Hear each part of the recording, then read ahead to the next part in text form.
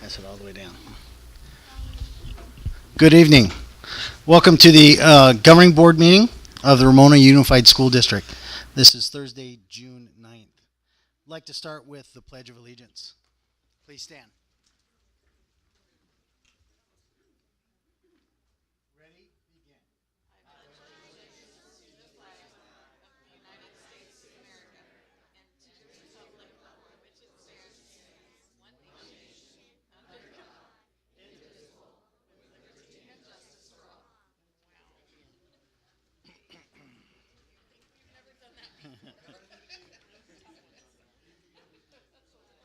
Thank you very much. We have one item to report out from earlier closed session. In closed session today, by motion of member Drum, seconded by member Dome, the board approved expelling of student 21-04 through January 6th of 2023. The roll call vote of the board was as follow. Ayes were Mrs. Perfect, Mr. Drum, Mr. Dome, Mr. Studi, Mrs. Phillips. There were no noes and nobody abstained.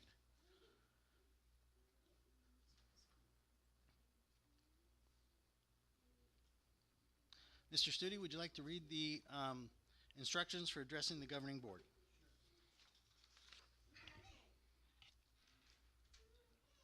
The Ramona Unified School District welcomes your participation at the district school board meetings.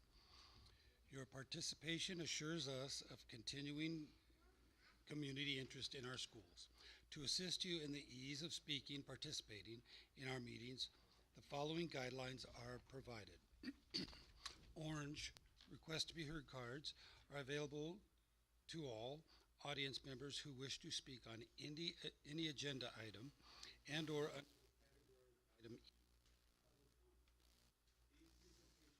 limited to 3 minutes per person or 15 minutes per item. Submit these completed orange cards to the board's recording secretary, that would be Christina right there, in advance of the item presentation. Orange request to be heard cards will not be accepted once the agenda item has commenced. Speakers are asked to direct all comments to members of the board. All participants are asked to be respectful of other speakers when they are addressing the board. Public comment is set aside for members of the audience to raise issues that are not specifically on the agenda. These presentations are limited to 15 minutes per person, for 3 minutes per person, or 15 minutes per item. Public comments may be submitted online at the link listed at the top of the agenda. Please note that electronically submitted comments will be printed and distributed to board members and will not be read aloud during the meeting.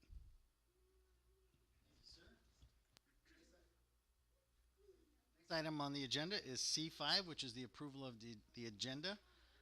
Any additions, deletions, or corrections? I'll entertain a motion. I'll second. Got a motion and a second. All those in favor? Aye. Motion passes. Item C6 on the agenda is approval of consent calendar. On that, I would like to abstain from item H2, purchase order 12165, just out of an abundance of caution. And if there's no other adjustments needed, I'll go ahead and move approval with that change. I'll second. Motion and second. All those in favor? Aye. Motion passes. Next item on the agenda is item D1.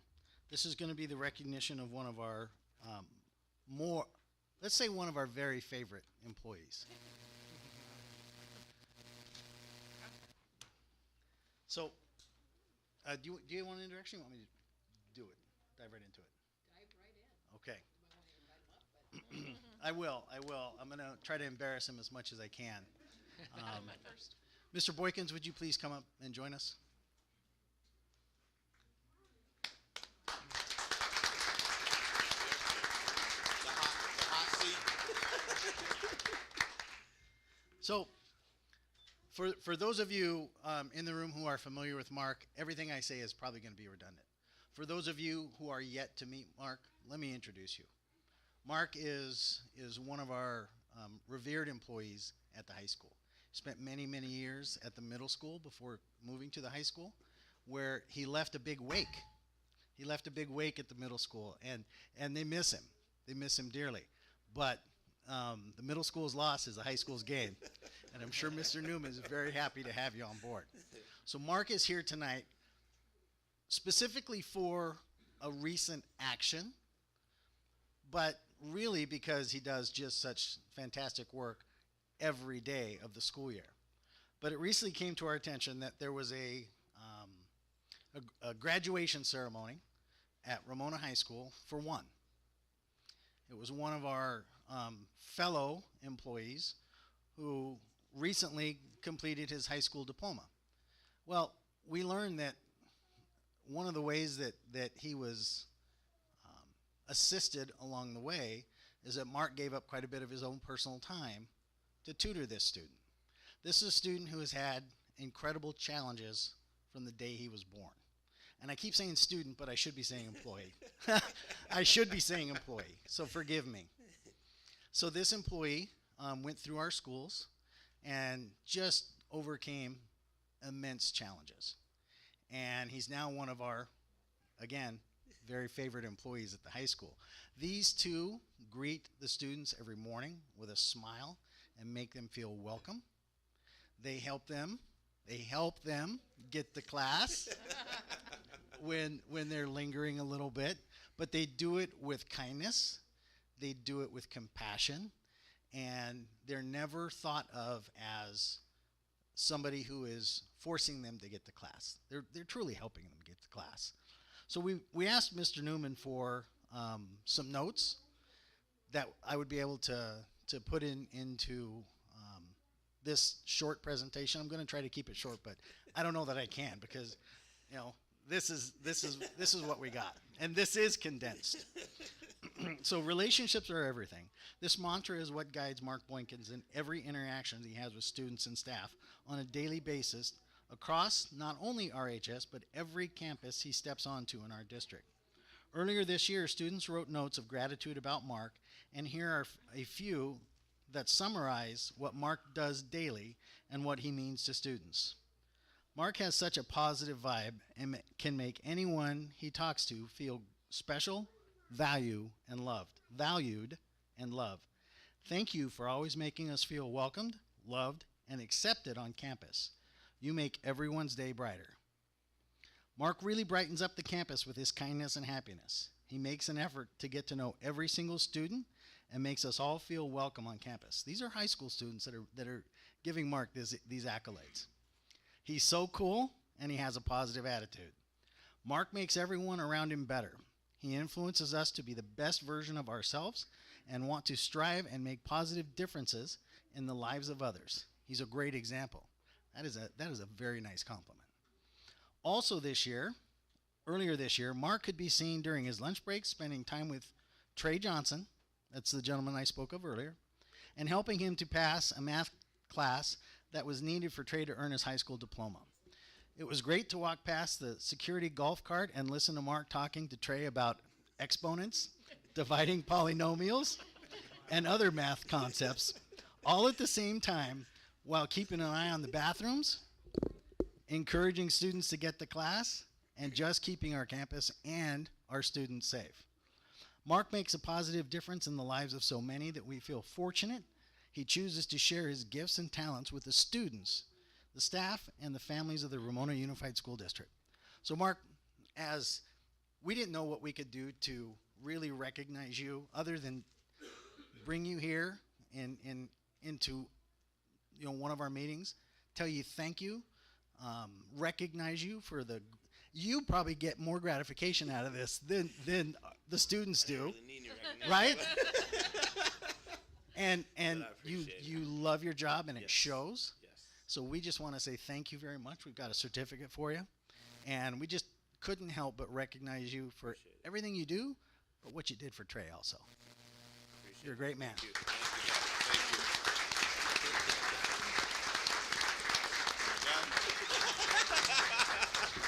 Thank you, guys.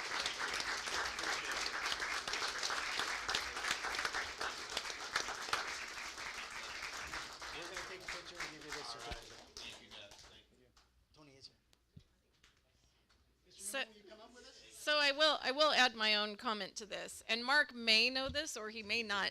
I live pretty close to the schools that are along Hanson. I live on one of those little roads in the back. And I mentioned this to Mark years ago. But when he was at Olive Pierce Middle School, he's very motivational in the morning. And their announcement system was, pretty loud. But I'd be at my house. And I'd be kind of lagging, not getting on my stuff. And I'd hear Mark, "Are we dressed for success? Are we ready to learn? Are we ready to go?" And I'd look at myself and say, "No, I better get up and get moving." Mark's on my case now. I better get it done. So thank you for that, Mark. Yeah, for sure. There were days when I'd just be like, "Oh, I better get up." I can tell some kids, hey, it's time to come to school now, so and so. Yeah. Mrs. Perfect, are you getting your jobs done?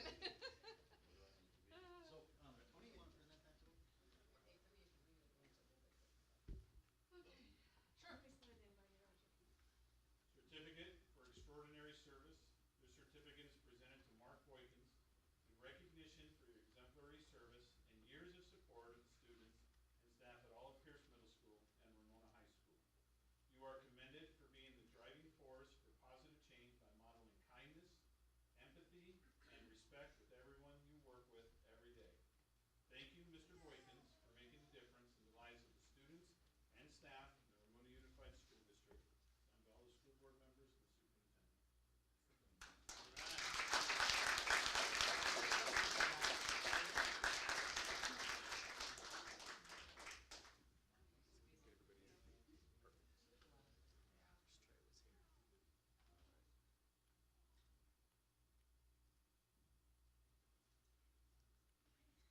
All right, thank you, Mark. Keep up the good work.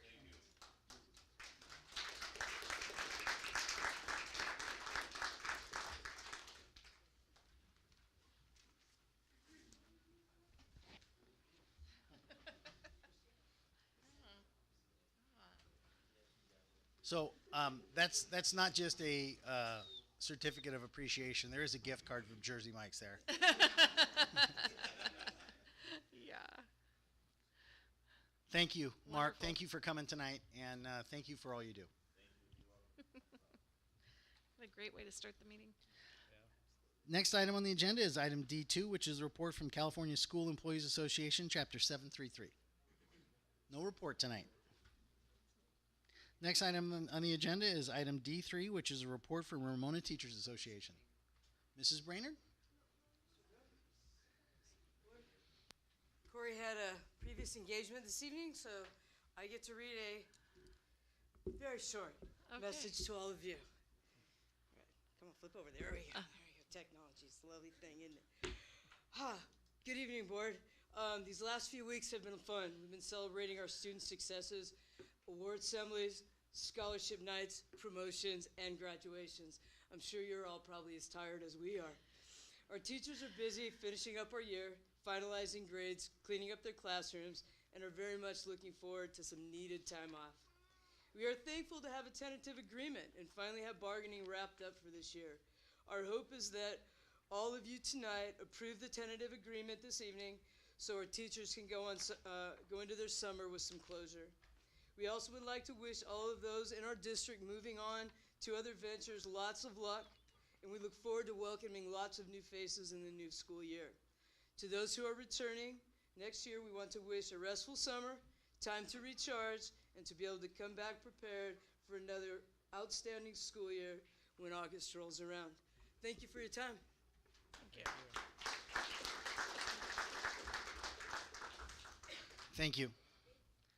Next item on the agenda is item D4. It's a presentation by Woodcrest Development regarding development of a 100-unit hotel in Ramona. Is staff from Woodcrest here? I didn't recognize anybody, and Okay. I know some of them. We will, Is it supposed to be Steve? Who should either it Steve be? or Lauren.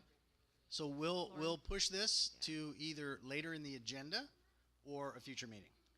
Are we Everybody allowed okay to with do that? Or can I make a motion that we see this item at the end of our agenda tonight? Sure. Okay, there's my motion.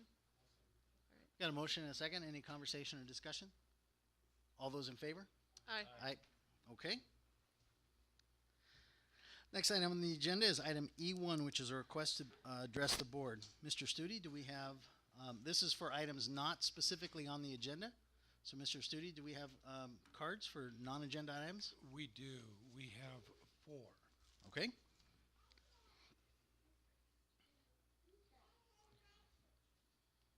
Remember, you have 3 minutes. The first person, could you please come up and sit at the table here, is Nicole Robertson.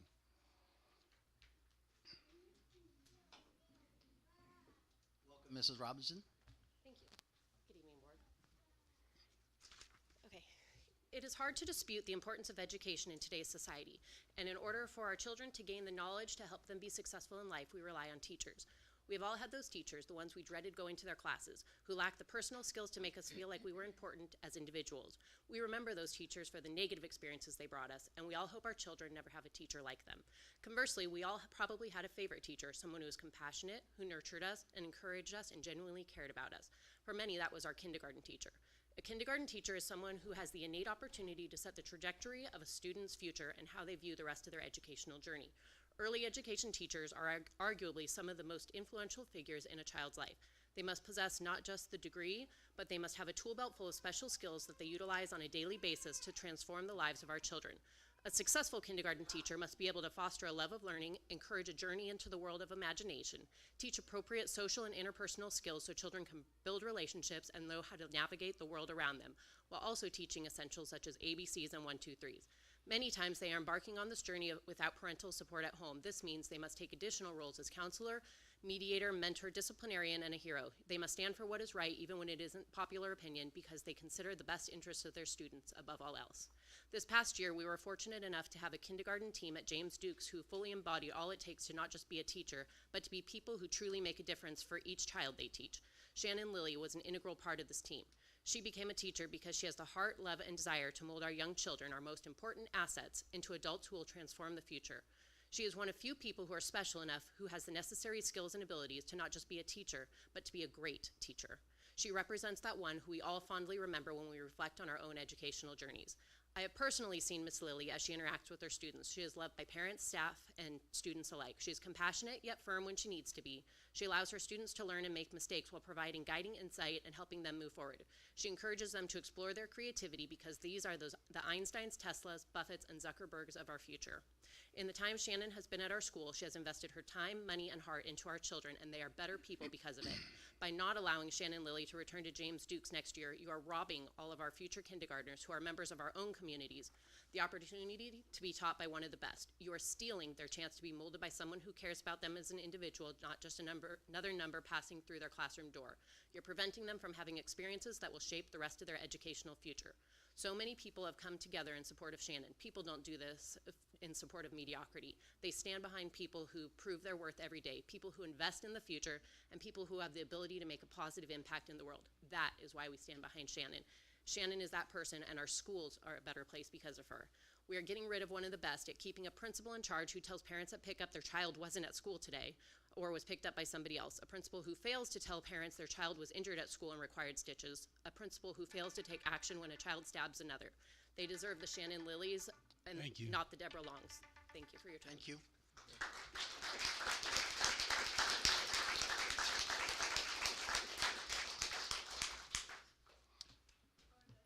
All right, Shannon Lilly.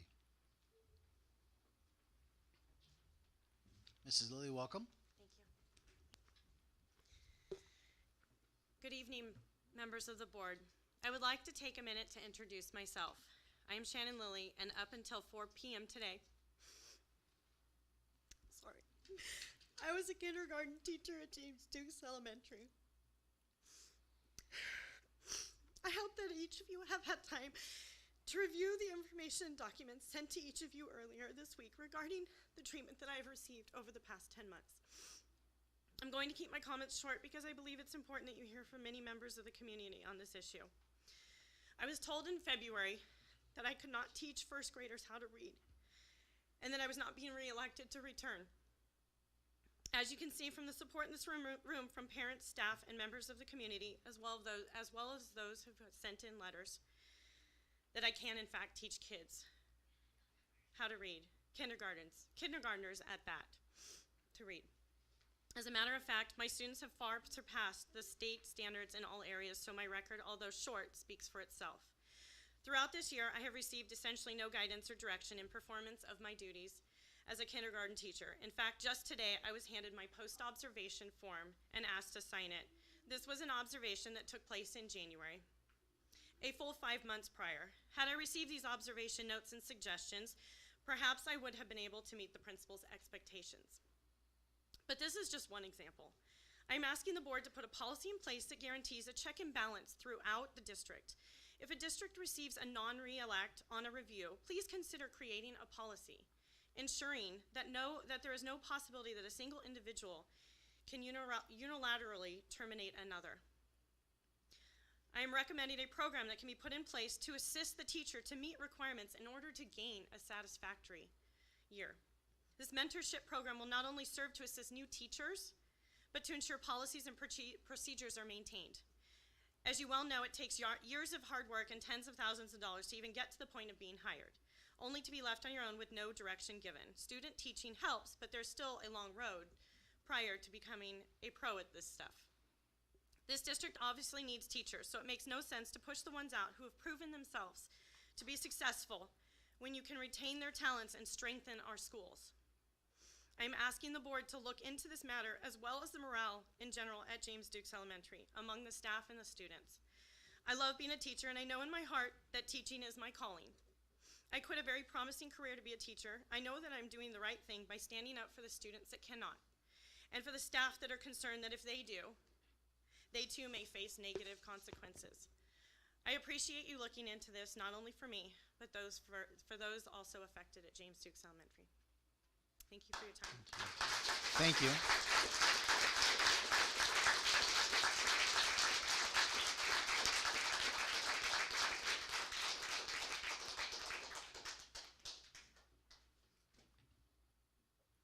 Denise Spire.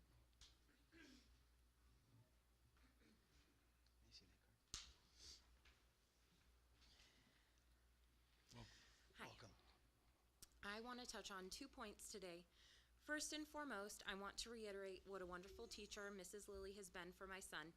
He started the year not being able to spell his name or consistently recognize letters, and he's now been reading for months. I just received his report card and the MAPS testing results yesterday, and I am so impressed and blown away with what he's accomplished. I am even more impressed that he still loves school and enjoys going to school. He's the type who tends to tire of things easily, but he has asked to go to summer school if Miss Lilly can continue to be his teacher. He's also asked if any chance she could be his first grade teacher as well. He just wants to keep learning. And this is not just my sentiment, but many other parents that I've spoken with feel the same way. Other teachers have told me that she's one of the best.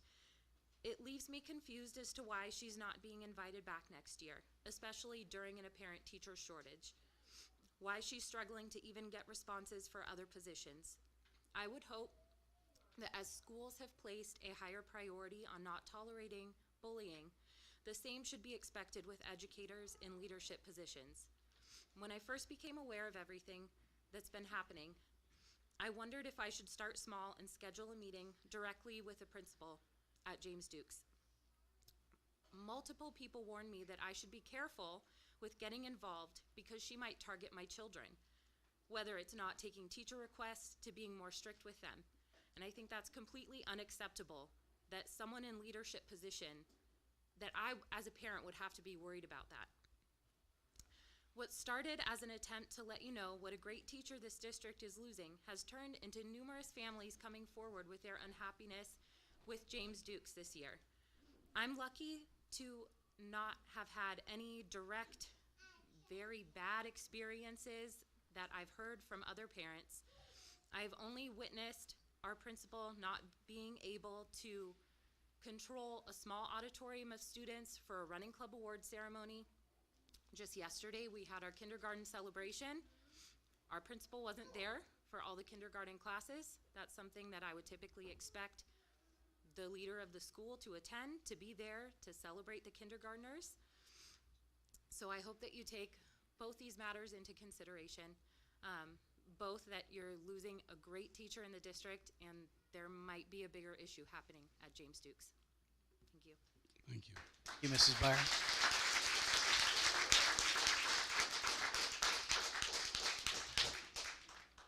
The final card is Jennifer, and I don't have a last name, Jennifer. Come on up. Is there more than one? Jennifer Bennett, sorry. There we go. Mrs. Bennett, welcome. Thank you. Good evening, ladies, gentlemen, and members of the board. This is my first time ever at a board meeting. In fact, I am a parent it's our first time navigating the public school system in general. We have a kindergartner in Miss Lily's class. So as first-time parents with a kindergartner, we were very nervous about what we were getting ourselves into. Up until then, our son had attended a private school. So we were very nervous that he was going to be losing a lot of the skills that he had already gained in school. And Miss Lily was really good about communicating with us, working with us, keeping our son busy, because when he was bored and finished with work, he would doodle all over his work, and I knew he was bored, and Miss Lily was able to help hone him in and give him extra activities so that he could work on his skills and not just sit there bored interrupting other classmates. I'm a little shaky, and not very much shakes me like this to learn that Miss Lily isn't going to come back. And believe me when I say this, I'm a Marine Corps veteran. I work as a nurse in a trauma unit, and there's very little that shakes me like this. And I attribute it to being very passionate about this. Throughout the school year, we've had personal interactions with leadership where our son was hurt in the classroom, and we were never aware of it. In fact, it was Miss Lily who called me at around probably between 7:30 and 8 o'clock at night, assuming that we already knew about the incident, just asking me how our son was doing. And I then at that moment told her, you know, I don't even know what happened except for what my son had told me, and we plan on going to see the principal the next day. The next day when we did go see the principal, she was very defensive, was wondering why we were even there after we introduced ourselves as our son's parents, because I knew she was aware of the situation.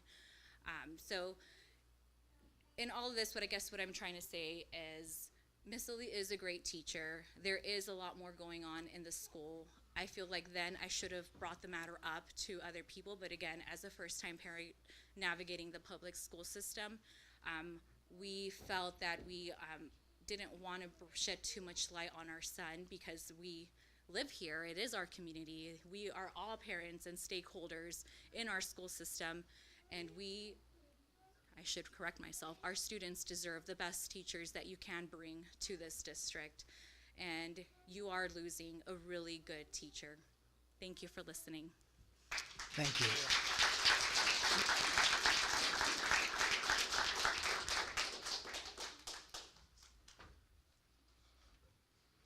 That's it for the open session, non-agendized items. I'd like to thank all of the parents that came to share. For many of you, maybe your first time to come before the board or board meeting, and we're interested in what you say, what you think, what goes on in your lives and your children's lives. And thank you for coming here. So to add on to that, I saw the superintendent taking notes, and we will have some direction for the superintendent to dive into this.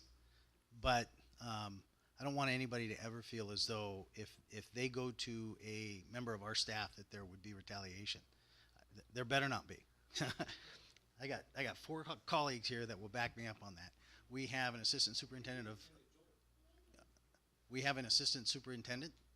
in charge of human resources, and we have a superintendent who will look into these claims if you bring it to them. Please don't feel fearful that there will be retaliation, because you've got my guarantee that if there is, that's going to create a problem for the employee who did it. So I can't speak specifics, but I can speak in generalities, and that's a guarantee you have from, I think, all 5 of us. So please take that with you and pass it around. If there's an issue, we need to know about it. And if we don't know about it, we can't fix it. So thank you for coming tonight. Any other comments? I just I just wanted to thank you for providing the content that you give, your opinions in email. I appreciate you sending those. You made us aware of it pretty quickly when you did that, and then you're coming here, letting us know as well. I'm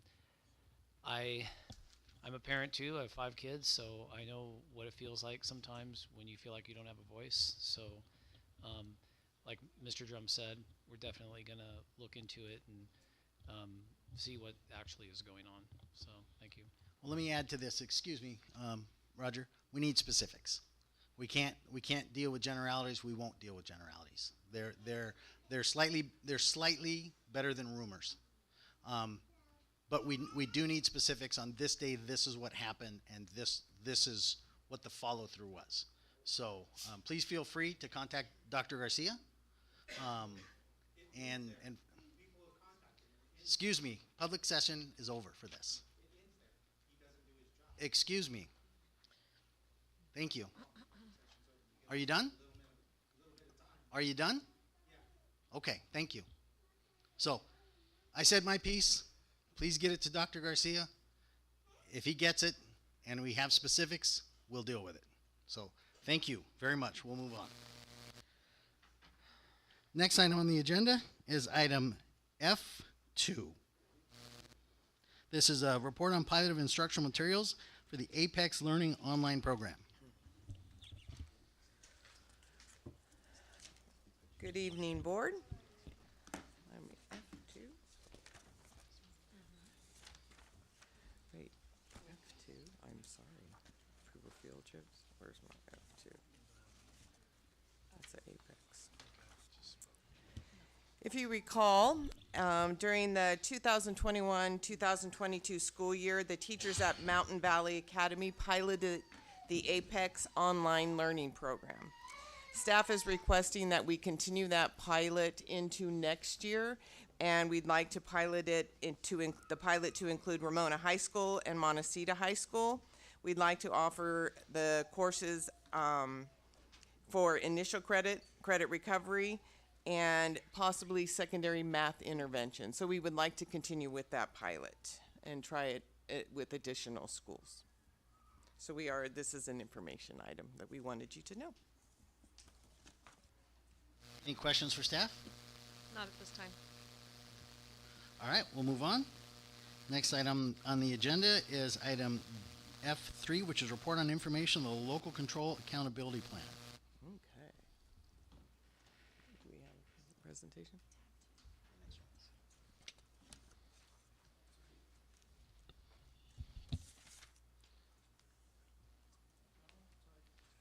It's there somewhere. There it is. Staff is bringing forward as an information item our local control and accountability plan. It's not. Okay. Got one in There there we go. somewhere. As you recall, the LCAP elements in the actual plan, we cover engaging educational partners, we develop goals and actions, and then we also identify increased and improved services, and also we outline the expenditures of the plan. We engaged our educational partners via a community survey, board reports. We formed the Educational Partner Committee. We took the plan and received feedback with our DLAC and our DAC. We took the plan and gained input from the administrative leadership team with RTA, CSEA, and we also held the community forum to receive input from the community members. Goal number 1 remains the same. Students will be prepared for college, career, and intelligent, responsible citizenry. I can never say that word. Citizenry. It just never comes out. As they experience high quality, locally controlled, standards-based learning.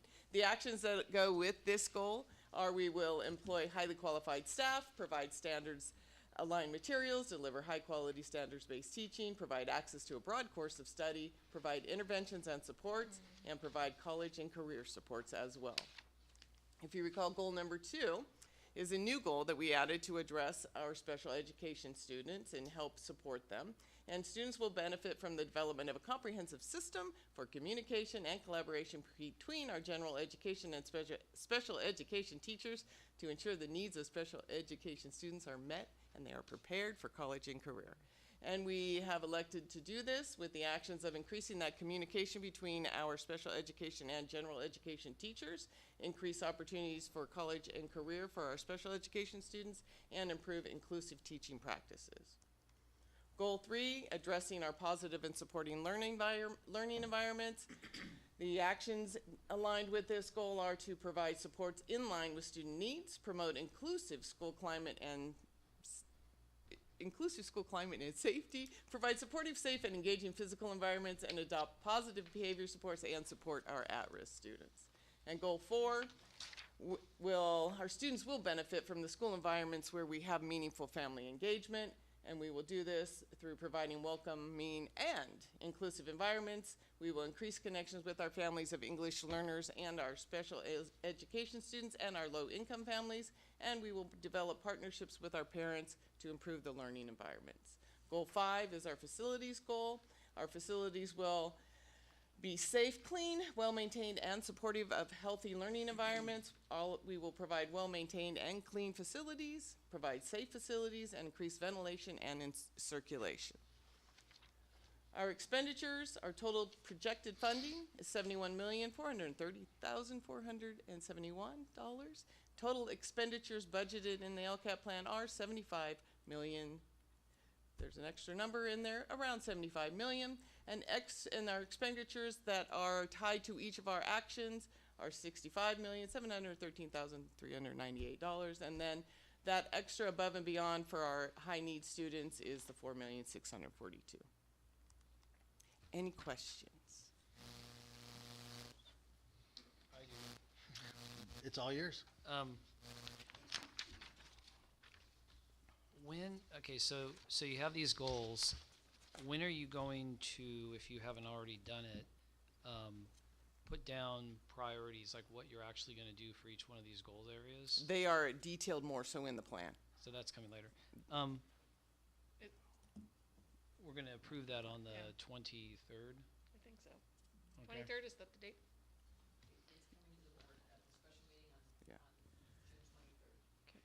Okay, because I just have, I know it's probably stated in there, but we always have this issue about test scores. And we always talk about how we're going to, you have it here about high quality standards based teaching. So that is something I'm concerned about. And so I'm just curious what we're going to be doing at each site that's going to be different to raise those.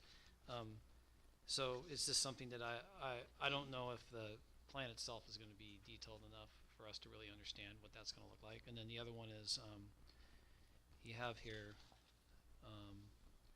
increase opportunities for college and career. So are we, I just wanted to know if we are going to embrace an internship plan for our high school level students and what that looks like. And then the last one is partnering with parents. It's usually really involved at the elementary level, but it seems to kind of drop off as you get older. And what does that look like? Because we just went through 2 years of COVID where parents were a lot more actively engaged, and we see that parents want to be more involved. I'm just curious how we're involving them more at the middle and high school level. Anyways, just questions I have. I can speak to some of them if now is the right time, or I can get those details and get them to you later. But I can speak to a few of those moving. Well, for me, I don't think you really need to talk about them now. Okay. I think that it'd be helpful to see what you're doing, and one of the things that we don't really do it. We don't say, okay, here's our goal 1, and then here's actually what we've done, and have a benchmark in the middle of the year, and then come at the end and say, here's where we started here, here's where we've gotten. And I know I've asked for this in the past, and I've usually just said, can we have certain data to show that? But it'd be really helpful because even more so than in the past, COVID has made us very aware. The federal government, California's given us a lot of money. And in my opinion, it hasn't changed anything. Students still have a 2-year learning loss. There's no way we can actually fix that problem. So I think it'd be helpful for us to see exactly through the data what are students increasing, and what are we doing? Is it actually effective? What are we doing? I know you have the data. It'd be helpful for us to see it all. Some of it's just map testing, but we don't always see all that data. So it'd be helpful on our level as we make decisions moving forward. Maybe these goals are too narrow or too broad. I don't know. Anyways, that's it. So Roger did bring up a few points, and if you have anything that you want to add tonight, that would help me, because the next step is that we see the LCAP ourselves, and we're studying it at home on our own and coming to a board meeting to approve it, right? So if there's anything more that you'd like to share, that would be very helpful for me. For tonight? Yeah. So addressing the metrics and the data and what are we doing different. So we do have a plan. Next year, we've changed our data collection system from Illuminate, and we're moving to a program called Performance Matters. It has a capability to monitor student learning in a different way. It's user-friendly. We are starting training for all of our teachers to be able to really monitor how their students are doing. We will give our assessments through that program. Teachers will get real-time data to be able to really dive into data a little bit more to measure their effectiveness. We really think that is a game changer. And we did start that process this year, that every teacher in the district has had exposure to this new program. They will learn how to use it more effectively next year and be expected to. So that's one thing I think that we needed to really develop a data-driven system. And so that is started, and we're very excited about that. There's a lot of teacher excitement about using that system. You talked about, tell me the next question you had. I should have written it down.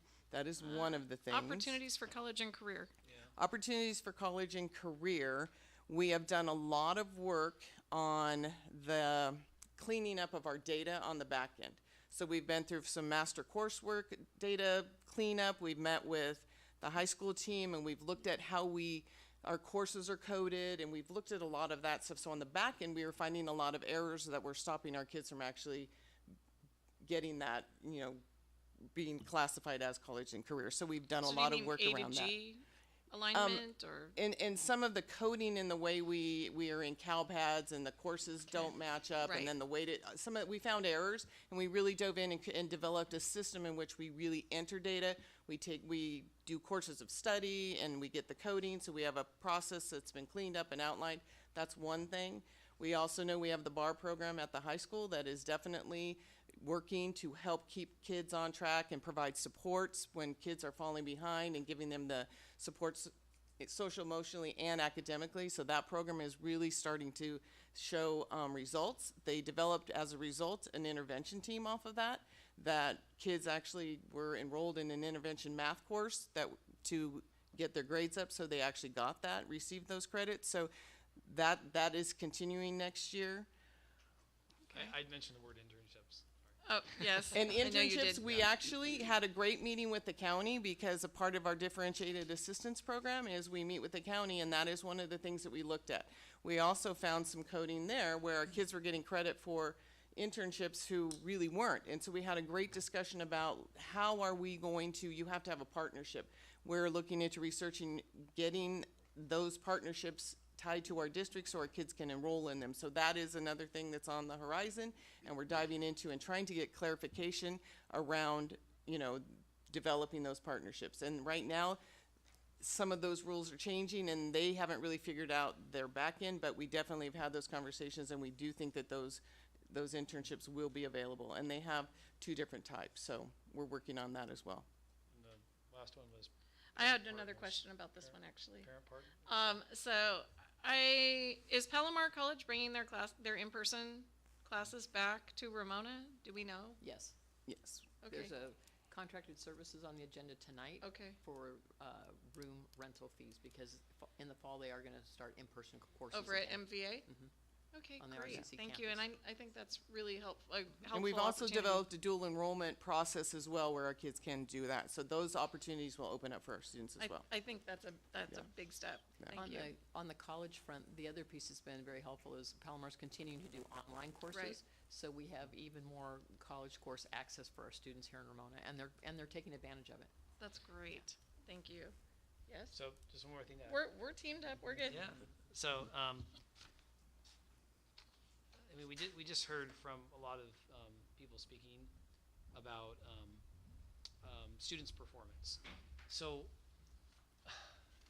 for years, it's always like, here's the baseline, or here's the average, and we're doing better, right? But that's not what I'm interested in. What I'm interested in is, here's where the students started, and here's how they increased. That's all I care. I don't care about how we look like towards Sandy Unified or LA Unified. It doesn't matter to me. What matters to me is kids are learning. So I really think that if we have goals, for now on, we need to show these goals in a measured way that is indicating that we actually are achieving these goals. But one of my concerns is that just saying that we brought a program in isn't enough for us. We need to see the data, because if it's not working, then maybe this is not the right goal for us, or maybe we need to adjust the goal in some way. I think we always have to be courageous enough to say it didn't work, and then make an adjustment. I think that's just the wise thing to do. We talk about, for example, common assessments. You should always look at your common assessment and constantly be evaluating it and adjusting it this way that you can see across the board that everybody is meeting the standard. Everybody understands it. And so it's not any different from that, because we're talking about high quality standards. I don't know. And on that topic, our NWAA, our MAP scores are our growth measures, and we do look at the growth, and that's how we really measure it on a growth basis as well as meeting standards. So we do use those measures in our metrics. Yeah, in the past, we never had LCAP, so we had a strategic plan, and we always did this. And so more stuff came to us, and I'm requesting that it goes back the way it was, because essentially this is our plan. The community has had input, and on the 23rd we're going to either approve it or make changes and then approve it. So this is our.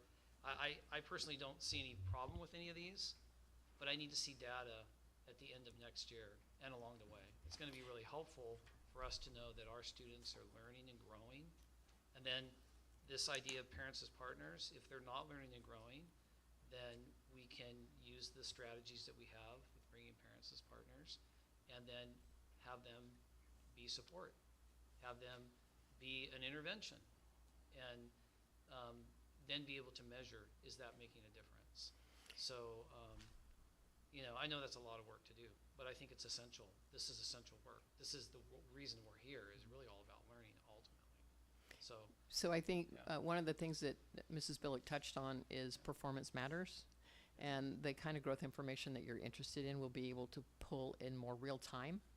So I think it's completely doable that after winter testing next year, you'll be able to see data on fall to winter growth for students. Is that all levels now?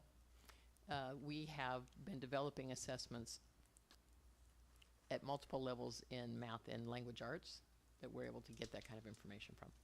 So it's going to be kindergarten through 12th grade? MAPS testing is in lower grades, but over the last several years, we've been developing assessments in language arts and math for middle and high school. So I think that's going to be enormously helpful. The other thing that's really important in this process is there's a through line between the LCAP and the SPSA at each school site that the board approves in the fall. So school sites are developing specific academic goals for their students in language arts and math with specific growth targets, and they will be able to measure that through Performance Matters as well. Thank you. That'll be helpful. I'm looking forward to seeing it all. So, thank you. Anything from this side? Okay. This item is information So we'll move on to the next item on the agenda. And thank you for being willing to dig a little deeper tonight. I do appreciate that. Wasn't trying to put you on the spot. I just, But you offered, so. yeah, I knew you offered. That's why I was like, it's fine. So the next item on the agenda is item F4, which is a public hearing to receive comments from the public regarding the local control and accountability plan, also known as the LCAP plan. So I'll open the public hearing. This is an opportunity for members of the public, whether you fill out a card or not, to come up and give us your input on this plan. You're not gonna use the gavel and open the hearing? You have to go. Come on. The do it. hearing's open. All right. Seeing nobody come forward with comments on the LCAP, we'll go ahead and close the public hearing and move on to the next item. Next item on the agenda is item F5, which is report on findings from the alternative schools and programs of choice annual evaluations report. This is Mountain Valley Academy and Ramona Community Montessori School.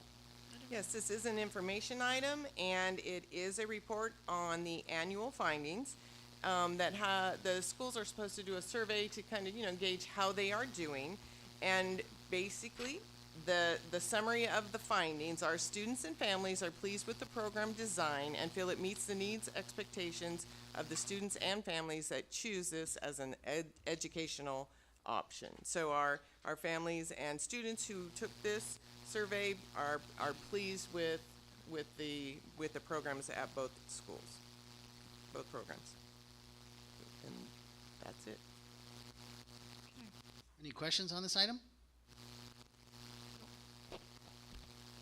All right, we'll move on to item F6, which is approval of revised courses of study, strategies for academic success.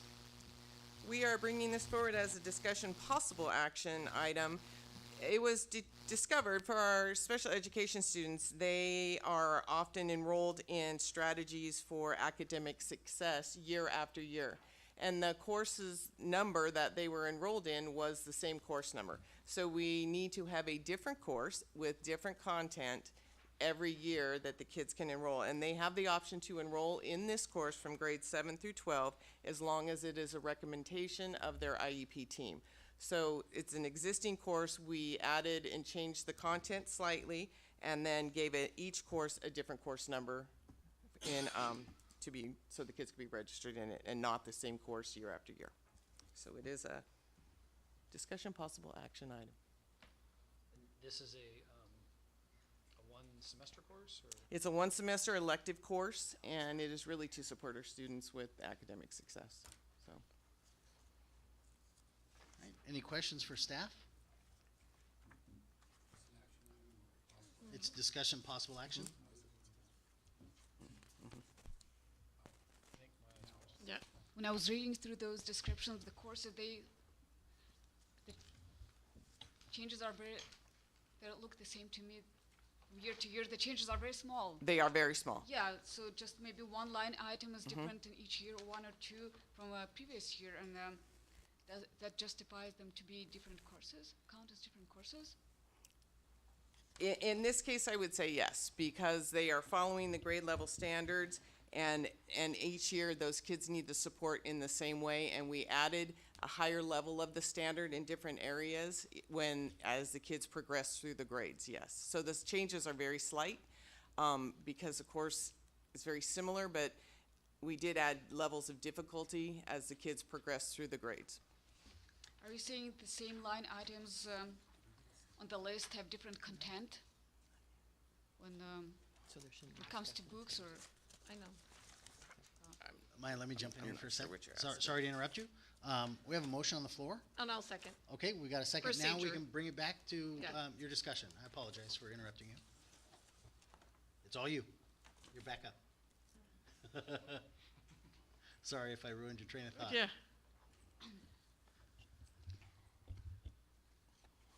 Okay, I'm saying that the same line items have different content when it comes to what they're studying. Yes, and very small changes, because the design of the course is to really support students with those study skills and to help them be successful in their classes. So yes, When you look at the level of the standards, it might go from 2.11 to 2.12, and then the next grade you might go up to 2.13. So the changes are slight, but the skills that they work on every year are the same. The other difference is that these courses are supporting the academic content standards at different grade levels. So the level of rigor and the content increases year after year. So students are getting supported in more rigorous content each year.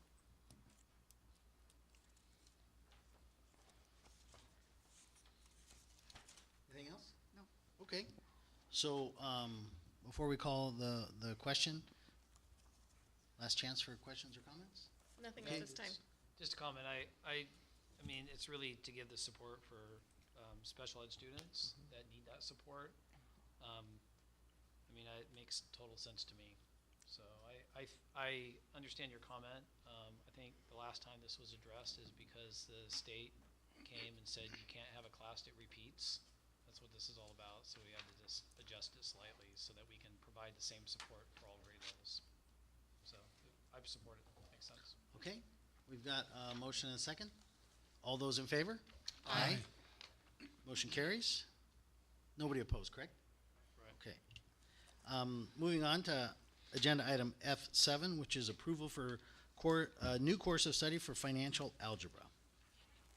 We are bringing forward for discussion possible action a new course of study. This is called Financial Algebra. This is a new year-long course preparatory course, or new college preparatory course that satisfies the University of California requirements as a mathematics course. The addition of this course will provide additional opportunities for students to gain a third year of mathematics. It is an alternative to Integrated 3 that will provide A through G credit while immersing students in lifelong financial skills. All right, questions for staff?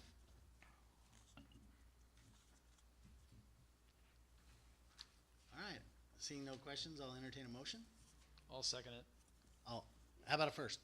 Oh, I thought you were saying that. I you were will giving the move that first. we Okay. accept this. And I make a motion. Or approve this. Yeah, I make a motion. All right. Okay. I think Darren's got the first. Roger, you're the second. Does that work for you? Yeah, it works. Okay, any questions or discussion? No. All right, all those in favor? Aye. Aye. Okay, motion passes. Thank you, Roger. Next item is F8, the approval of instructional minutes and school times for the 2022-23 school year. Bringing forward for discussion possible action the approval of our instructional minutes and school times for the 2022-23 school year. Any questions for staff on this? Yes. So is this the same as what we've been doing? Yes. Thank you. That's it. Any more? Okay, I'll entertain a motion. I'll move approval. Second. Got a motion and a second. All those in favor? Aye. Aye. Aye. All right, motion carries.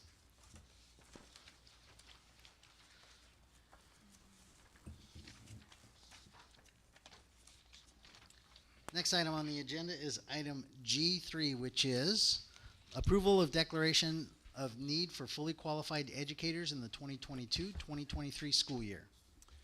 Good evening, board members. On an annual basis, the board is required to approve a declaration of need for fully qualified educators prior to staff submitting it to the Commission on Teacher Credentialing. Doing so allows the district, when absolutely necessary, to hire teachers who require an interim credential while they complete additional credentialing requirements.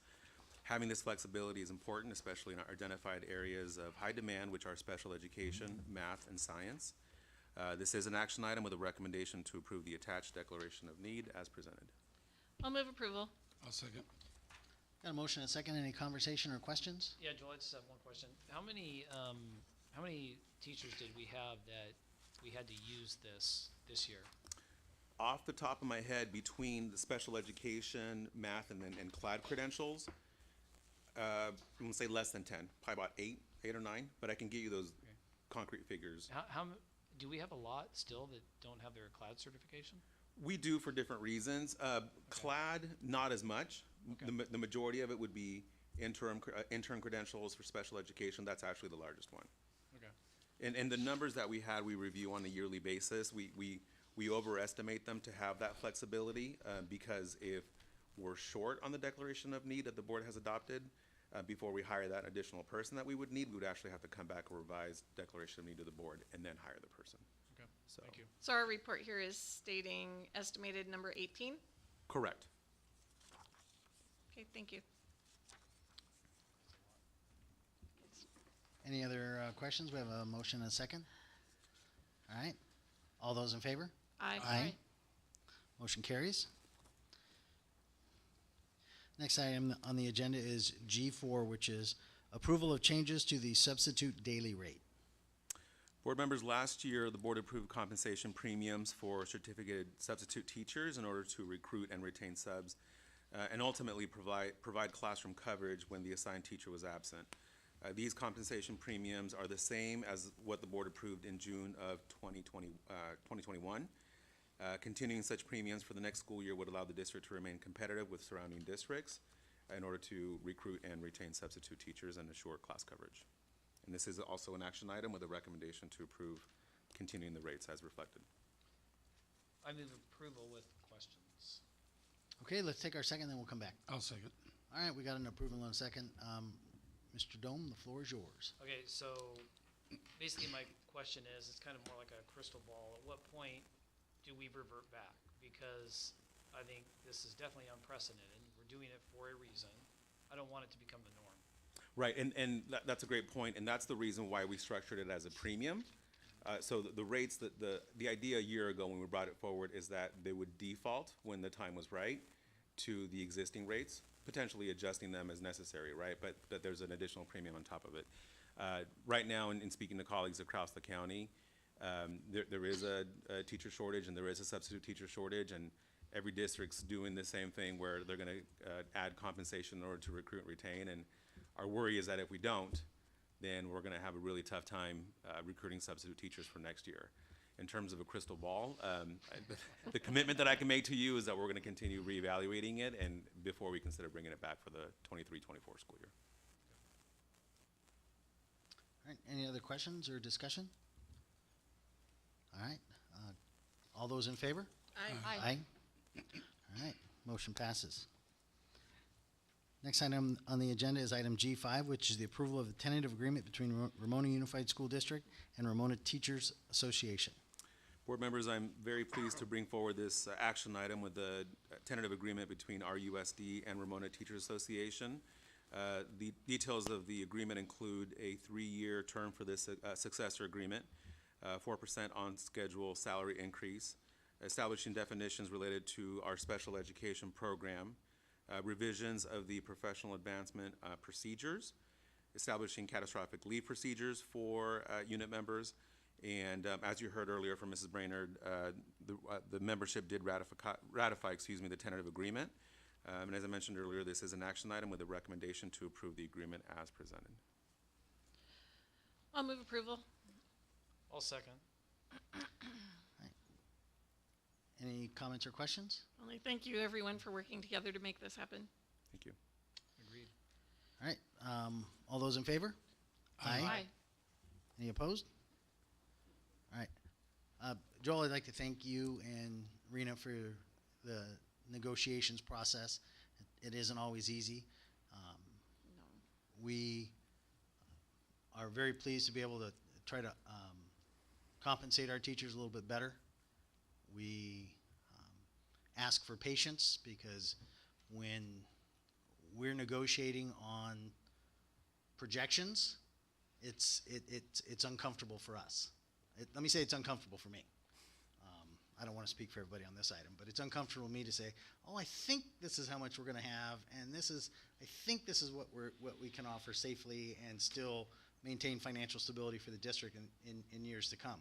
So thank you for your patience, and my guess is, I'm not trying to set any standards, but if we're probably going to ask for patience again next year, so that we can make a good decision as opposed to a fast decision. So I hope I'm not crossing any lines when I make that statement, but that's my personal feelings on this is next year we're probably going to ask for patience again. I don't know how to soften that message. So, but I'm pleased that we were able to do this year. Any other comments? Ditto. All right, next item on the agenda is item G6. Board members, this item includes an attached memorandum of understanding between RUSD and RTA regarding additional workdays for Ramona High School and Olive Pierce Middle School counselors. Under the terms of the agreement, the school counselors will work a minimum number of additional days, 5 for Olive Pierce Middle School and 7 for Ramona High School. The maximum number of days for the counselors would be an additional 10. These days will be compensated at the counselor's corresponding per diem rate. The funding source is the A through G completion improvement grant, whose plan the board approved in March of this year. And the purpose of the school work with these additional days would be to do transcript reviews, master scheduling, student registration, course credit checks, four-year planning with students and families, supporting summer school operations, conducting NCAA eligibility for students. And this is an action item with a recommendation to approve the agreement as presented. Any questions for staff? I move approval. Second. Got a motion and a second? Just are those work days prior to the school beginning, or just throughout, or how does that work? So, prior to the school year beginning, there would be some, and then next school year, then they could also be after the school year ends, right? So especially the summer school piece, right? Once summer school would start next week, let's say next school year, then they would be there for that to support the first day of summer school. Okay, thank So you. a little bit of both. All right, we got a motion and a second. All those in favor? Aye. Any opposition? Motion carries. I'm sorry, Joel. I realized just now that I just said the agenda item number and turned it over That's to great. you. If that works for you, that works for me. You wrote the wordy That's right. introduction, so. You're getting me back now. All this time, you all have been reading it, so no problem. Next item on the agenda is item G7, which is the approval of tentative agreement between Ramona Unified School District and California School Employees Association and its Ramona Chapter 733. Board members, again, happy to report on this tentative agreement with CSEA. This TA concludes negotiations for the 21-22 school year. This is also a successor agreement with a 3-year term starting July 21 through June 30th of 2024. And the details include updating contract provisions regarding employee probationary period, and that's to get us in line with amended education code, and also recognized holidays. There's also a 4% on-schedule salary increase, and this tentative agreement has been ratified by the membership as well. This is an action item with a recommendation to approve the tentative agreement as presented. Any questions for staff? Do we have a I'll motion? move approval. I'll second. We got a motion and a second. All those in favor? Aye. Motion carries 5-0. Next item is G9, which is the approval of the memorandum of understanding between Ramona Unified School District and California School Employees Association and its Ramona Chapter 733 regarding adjustment of classifications. Did we skip 8? Yes. Yes. All right, let's go back to 8. Thank you very You were much. just making sure we were paying attention, right? Item G8, which is the approval of memorandum of understanding between Ramona Unified School District and the California School Employees Association and its Ramona Chapter 733 regarding 410 summer schedule. Board members, with this agreement, staff would work their assigned weekly hours on Monday through Thursday and be off on Friday. So, for example, a 40-hour-a-week employee would work a 410 summer schedule, prorated for employees that work part-time. The effective dates would be from June 13th, 2022 through August the 4th. With exemptions for staff supporting summer school, summer programs, which would include summer school, extended school year, and bus routes that go down the hill, and maintenance and operations staff. This would impact 73 employees total, including managers, and this is an action item with a recommendation to approve the agreement as presented. Pardon me. Any questions for staff? Yeah. How many sites does this affect where nobody will be on campus? When nobody would be on campus? Yeah. So during the month of July, which would be the bulk of it, it would be just the district office. Okay. So that's several sites that Go, wait. Maybe I Yeah, school misunderstood the question, sites. sorry. All school sites will be dark on Fridays. Everywhere. The only people that would be working would be grounds and maintenance, except for during summer school, and summer school will be at Ramona High School and at RE, and they will be working 5 days a week. Just until With- summer school ends. Summer school is over. Which Okay, is 6 got weeks, it. right? It ends July 8th. July 8th is the last. Okay. So that potentially saves us some electricity because we won't have any custodians doing anything or anything happening at them. Correct. Do we have any idea how much? Just curious. I mean, that's obviously the plan. I was just curious how much it saves us. I could not tell you. I guess don't we'll know. find out. Hopefully 20% on each site. I would think so. Yeah. Let's set a goal. Yeah. It'd be, and if that's able to be figured out, that'd be pretty good to know what that is. Have Energy Dave anymore. Yeah, we don't. We have Energy Arena. That's funny. Okay, so, had one question. Do we have any more? Do we have a motion? I'll move to approve. Yep. We got the motion. Do we have a second? I'll second it. Got a motion and a second. All those in favor? Aye. Aye. I'm a nay. So we're 4-1. Thank you, sir. Motion carries. So now we're going to go to G9, which is the approval of memorandum of understanding between Ramona Unified School District and California School Employees Association and its Ramona Chapter 733 regarding adjustment of classifications. Yes, board members, with this agreement, under the terms of this agreement would be that I would be increasing the work year hours for the transportation office technician and the district testing specialist. Currently, the transportation office technician is an 11-month, 6-hour employee, and they would those hours would be adjusted to 12 months, 8 hours. The district testing specialist is currently a 10-month employee that would remain at 10 and a half months, and they would remain at 10 and a half months.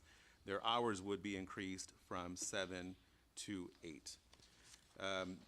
Previously, these positions were at 8 hours. When we had transition with personnel in these positions, with agreement with CSCA, we reduced those hours and wanted to reevaluate. After some time to reevaluate, we do believe that it is necessary to increase those hours as reflected on the agreement. And this is an action item as well, with a recommendation to approve the agreement as presented. Any questions for staff? Do we have a motion? I'll move to approve. Got a motion? Is there a second? I'll second it. So we got a motion and a second. All those in favor? Aye. Aye. I'm okay. Aye. Aye. Got 5-0, motion passes. Next item on the agenda is G10, which is the approval of management confidential salary schedule, parentheses workday. Board members, the attached work conditions document for the management team has been revised with recommended changes to reflect the governing board's adoption of the federally recognized Juneteenth holiday and is consistent with the working conditions provided to represented employees in the district. This is an action item, this is an action item with a recommendation to approve the document as presented. Any questions for staff?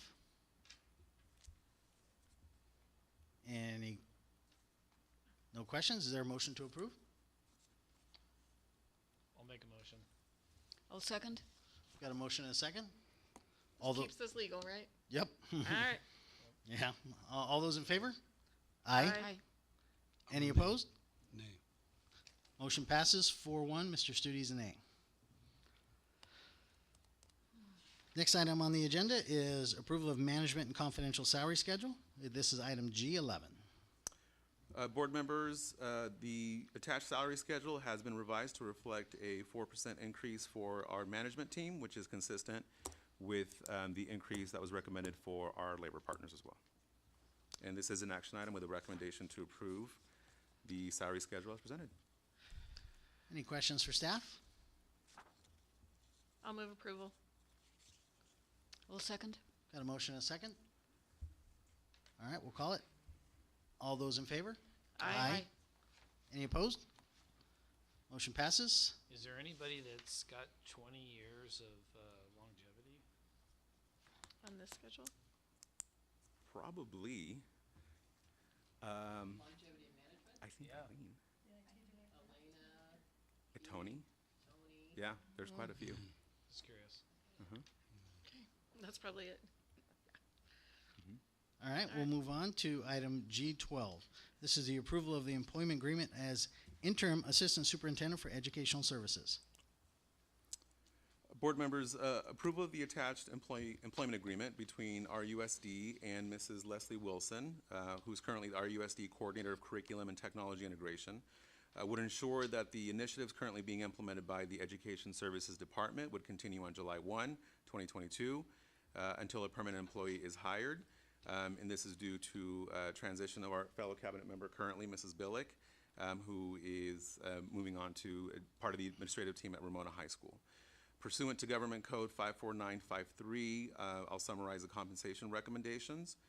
Those would include a per diem salary rate of $596.67 from July 1, 22 through July 29, 22 for the days worked as interim assistant superintendent of educational services, and a daily rate of $596.67 as total compensation from August 1 and through the termination of the agreement for the performance of her duties in both her current position of a coordinator of curriculum and technology integration and interim assistant superintendent of educational services. And there are no additional compensation or benefits included within the agreement. And again, this is an action item. Any questions for staff? Is there a motion for approval? I'll move approval. I'll second it. Got a motion and a second? All those in favor? Aye. Aye. Motion carries 5-1. Are you excited? She's here. she's here today. I'd like to invite Mrs. Wilson to stand up. Board members, Leslie will be serving as our interim assistant superintendent of education services until the new superintendent and his team makes a selection of a permanent assistant superintendent of education services. Thank you, Mrs. Wilson, for your willingness to serve the district in this capacity. Thank you. Thank you very much.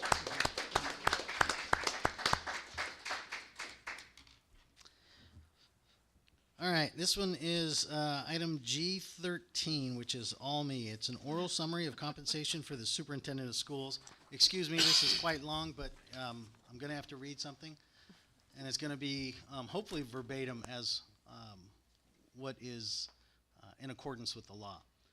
This matter is held in open session at a regular meeting of the board in accordance with the Brown Act. Government Code Section 54953, Subdivision C. Item 3 states that prior to taking any final action on executive compensation, the board must orally summarize the recommendation for final action on the salary, compensation, and/or fringe benefits that will be considered. On behalf of this board, I will provide a summary on the compensation provisions in the proposed superintendent's contract. A copy of the proposal contract, to which I am now referring, in this summary is available on our back desk or table, where the orange request to be heard cards are. After public comment, this board will consider and take action upon the item. The proposed contract, which includes a term of 3 years, provides the following provisions regarding compensation. The superintendent's salary beginning on July 1st, 2022 shall be $210,000 per year, subject to all necessary deductions. The superintendent's salary beginning on July 1st, 2023 will be $217,000 per year, subject to all necessary deductions. The superintendent's salary beginning on July 1st, 2024 shall be $224,000 per year, subject to all necessary deductions. The superintendent shall be afforded the health and welfare benefits granted to the district's other certificated administrative personnel on the same terms and conditions. Page 2. It's only half a page. The group health insurance, disability insurance, life insurance. Currently, the district contributes 85% towards premiums for such coverage, and employees covers the remaining 15% of the premium. The superintendent shall be entitled to earn 21 days of vacation annually with pay. The accrual of vacation shall not exceed 42 days. Should accrued vacation reach 42 days, the superintendent will cease to earn and accrue further vacation until the accrued vacation falls below 42 days. In the event of termination or expiration of the employment agreement, the superintendent shall be entitled to compensation for all accrued and unused vacation at the then current daily rate of pay. But in no event shall accrued or unused vacation balances exceed 42 days. The superintendent will be provided with sick leave and amounts designated under the Education Code, specifically 1 day per month. As required by law, the district shall credit the superintendent with accumulated unused sick leave from his previous employment with other school districts. The district will pay the superintendent's membership dues in the Association of California School Administrators. Subject to prior approval from the board, the district shall pay or reimburse the superintendent for the cost of annual dues in other approved professional or community organizations. The board agrees to pay or reimburse the superintendent for the superintendent's enrollment in the school business management certificate program. The current estimated cost of this is $7,100. The superintendent shall be reimbursed by the district for all actual and necessary business-related expenses occurred within the course of his duties as provided by law and existing district policy applicable to all district employees. Do we have any public comments on this action before the board moves on to the next agenda item?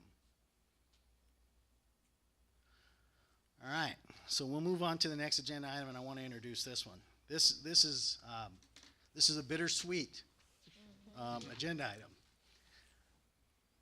We are selecting a new superintendent because our superintendent has decided to retire. I would love to give her a hard time for it, but I'm so happy for her. I'm so happy for her. But it's a mix with our mojo. Because I think we do work very well with this superintendent. I look forward to working just as well with our new superintendent. I think we're incredibly lucky in the person that we found. He's come across in the selection process as very kind, very genuine, very humble, with a zest for education, and I think his heart is in the right place where it should be with students. And I truly believe that that's where it is. So, having said that, we'll move on to the next item, which is G14. Are you crying? No. Oh, okay. But I'm you know not what? crying, you're crying. I would. At the next meeting, I may, when we say goodbye to Teresa. I don't want to slight Dr. Thurman, but I We do. have not yet announced who this is. So But I do want to say how much we're going to miss Teresa Grace. So You sounded like you were choking up there. Huh? I did have to do quite a bit of reading. So, moving on. That's funny. Item G14, which is a recommended for approval and approval of employment agreement between the Ramona Unified School District and the superintendent of schools. So we're approving the contract that you read out, but we haven't announced the individual. As soon as we do that this, appropriate? I'll introduce him. How's that? Okay, I'll move approval. Got a motion? Do we have a second? I'll second. Okay, we got a motion and a second. Maya second. All those in favor? Aye. Well, Dr. Thurman, it's now official. Would you come up and join us?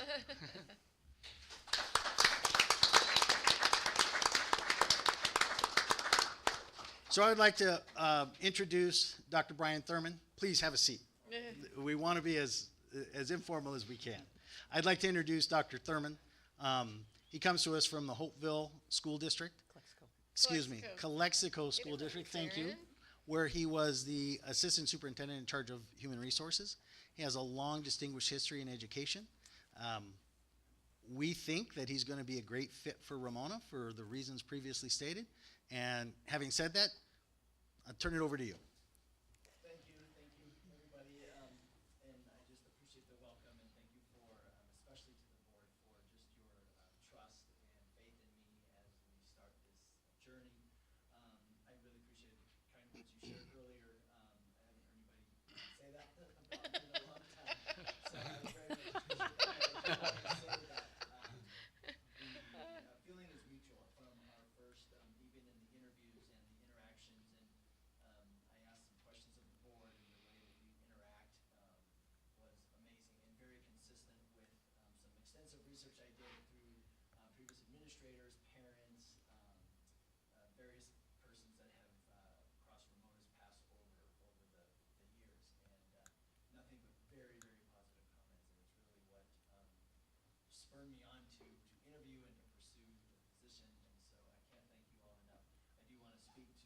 staff of Ramona, just express my commitment to serve you all through this leadership position and to listen and lead. So one of the themes through my interview was to listen and learn and lead, and so that's very important to me, and I will need your help in that. But that's my commitment to all of you, is to really serve and to model that, as I hear, sorry, as I heard just tonight, but also the reputation of Ramona is a very unique dynamic service to learners, in my view, just to have so many options for families, and just so excited to come alongside that. So thank you all very, very much for this opportunity. Thank you for coming tonight. Thank you for being here. Thank you. We know what it took for you to get here tonight. We appreciate that. And as I previously expressed to you, put your chin strap, tighten up your chin strap, because we're going to get to work here. Thank you very much. I do want to make a comment too. I really appreciate, those of you that don't know, my father's had a surgery today, back surgery, and I just appreciate the board expressing their well wishes for my father. I heard those stay in at 5:30 this morning. I was thinking of him. He said, they don't even know me. They're being very kind. So anyway, I really appreciate that as well. Right. Thank you all very much. Thank you. Welcome. To Ramona. Thank you.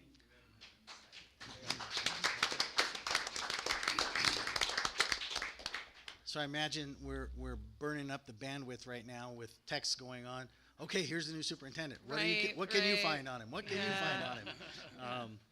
I think you're going to find nothing but positive comments and a very distinguished career in education. Did So, we really announce his name properly? Dr. Brian Thurman? There we go. Yes. Okay. I heard it. All right. Okay. Hey, and it's okay to say it again. They're going to hear it a lot. All right, we're going to move on to the next item, which is item H8, which is a presentation on COVID spending to date. Yes, members of the board. This is a summary of the COVID money that we have received.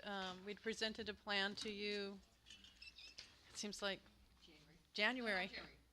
June, long time ago, when COVID hit. So our total allocation is just over $12 million. To date, we've spent $4.1 million with a remaining of $8.6. These are the different funding sources and the spending deadlines. So we're trying to spend those grants with the earlier deadlines as soon as prior to using the money that's on those deadlines that expire on 2024. And we're spending this all in accordance with the plan that you all approved. To date, we've hired 21 teachers to keep class sizes down, 2 itinerant custodians, 1 counselor, 1 HR technician, 2 program specialists, 1 social worker. We've bought Chromebooks for all sites. We've bought laptops. We've bought lots of supplies. We bought tables and furniture to accommodate spacing and learning. And we've bought numerous software packages. We are completing the final phase of the James Dukes roofing project this summer. And we've completed the window replacements on the upper ed services. And we've received a bulk of the HVAC units that we'll be installing this summer. It's taken almost a year for us to get the units that we have. So we're looking forward to getting those installed. Questions? Yeah, so our chart here says final phase of JD roofing. Like, really all the way done? It's done. Holy moly, I didn't think I'd see the day that didn't James either. Dukes had a complete roof. This summer. They're starting. Wow. They're starting. I believe next week. It's been the endless. Wow. Yeah, there's project 1 of pod roofing. left. So, and we're also.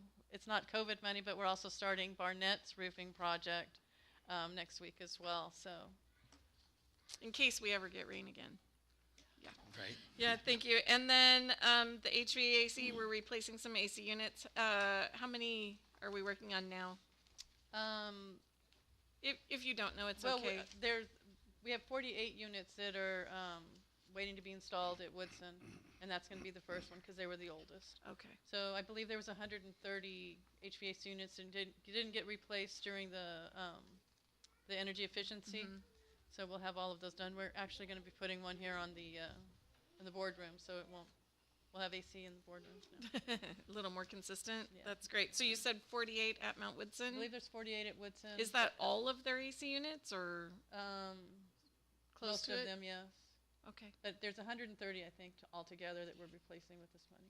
So if we do those 130, are there still old units more that we need to be working on? That'll replace all of the ones that we Between our energy efficiency projects and this will be will be done? good. Wow. Okay. Thank With- you for that. The James Dukes roofing project is gonna be like painting the bridge. Right. When you're done, you start over because it feels took so that long. way. Yeah. Teresa, can you hit him, please? Totally feels that way. Raina, I just had a question.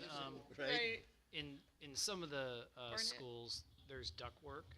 Are we considering replacing all the ductwork too eventually?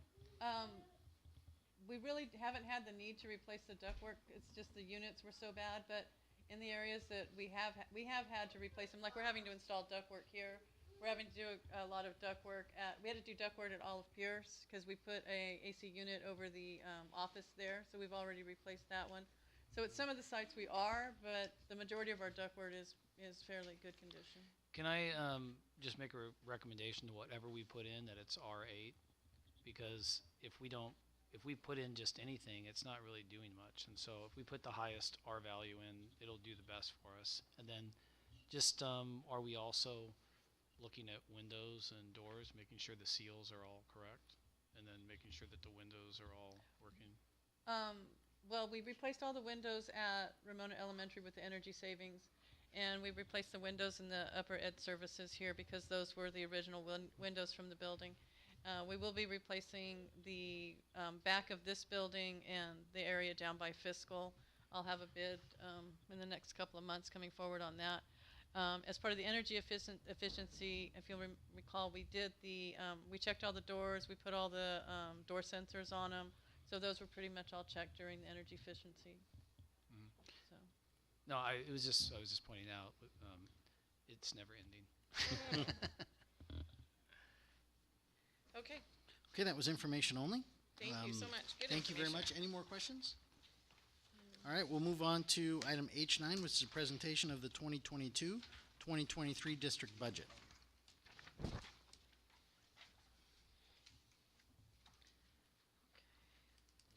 Yeah.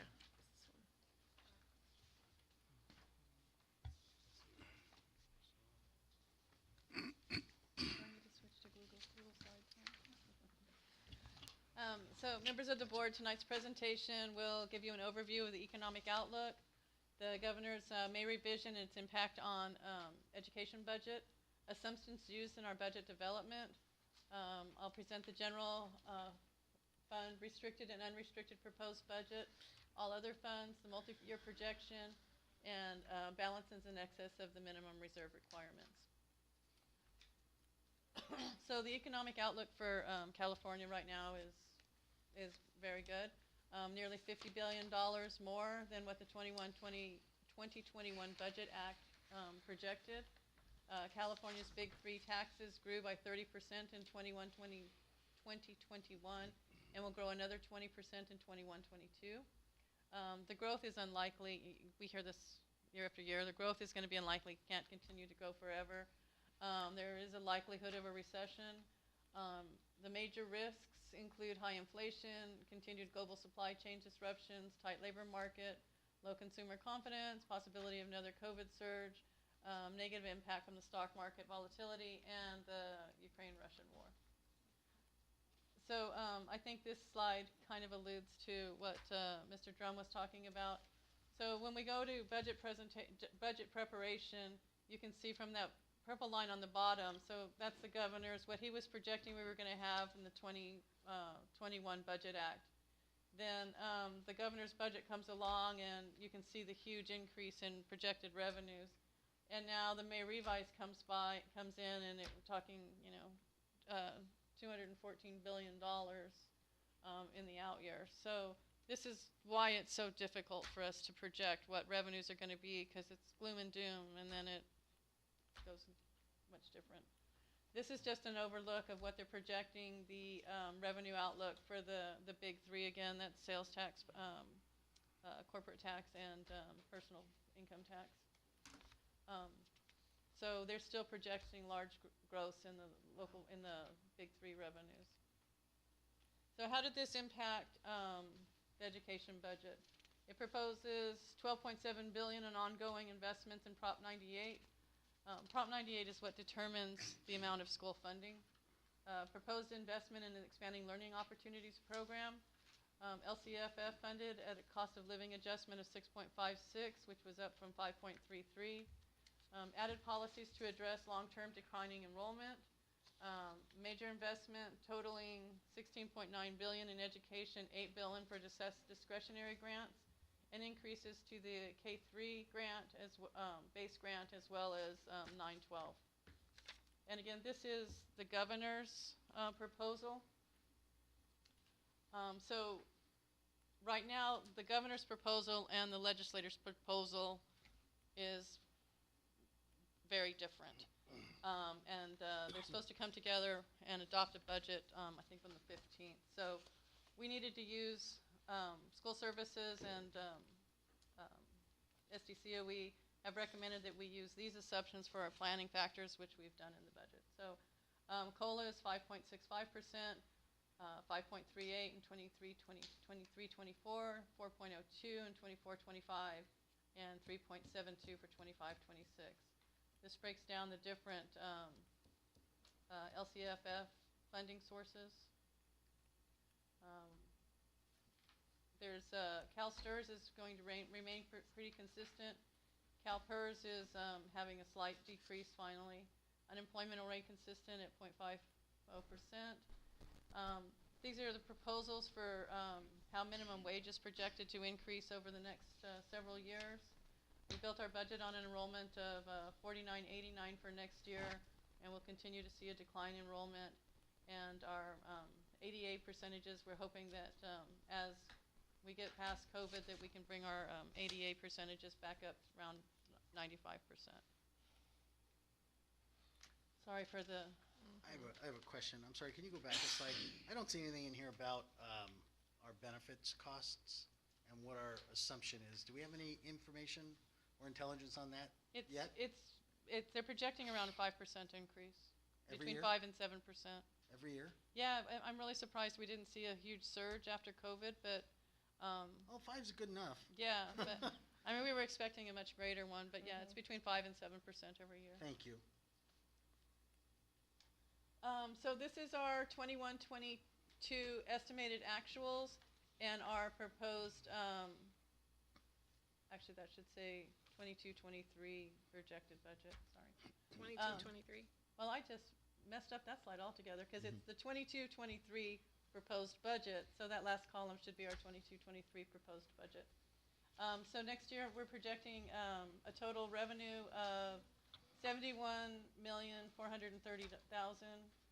total expenses of $71,144,000. We're projecting a total restricted and unrestricted fund balance of $13,582, and this is the breakdown for the different fund balances. I need to point out here that this does not include the raises that y'all approved tonight.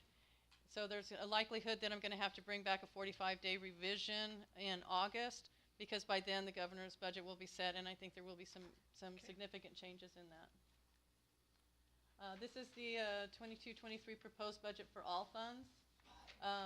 New this year is the Student Activity Fund, which has to be included in our financial statements from now on. Adult Ed, projecting $46,000 in revenues. Our Cafeteria Fund, $2.1 million. Our Special Reserve revenues of $50,000. Capital Facilities, Fund 25, $510,000. This is the fund that we use to help fund our COP. Special Reserve Fund 40, $1,500, which is just interest earnings on the $250,000 that's transferred over every year. And then our self-funded insurance account. And you can see we're deficit spending in the self-insurance fund, and that's because we have a reserve balance there that allows us to maintain the costs low. Sorry to interrupt you, Rena. Student Activity Fund 8 is new. Can you give the board information on what that includes? That includes all of your ASBs, Any of your clubs, all of those organizations now are having to be recorded into district's financial statements. And we've included it this year, so we actually did it a year early.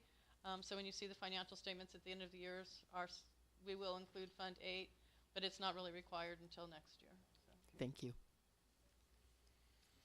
Here's our multi-year projection. Again, it's based on the assumptions from the previous slides. So we're projecting a fund balance of 17.55% in unrestricted only, 18.58 in 23-24, and 19.98 in 24-25. Rena, do you have an estimate of the change in the reserve once the 4% pay raise across the board is included? I do have that. So in 22-23, it'll drop down to right around 15%, and then 17%, and then 18% in the subsequent year.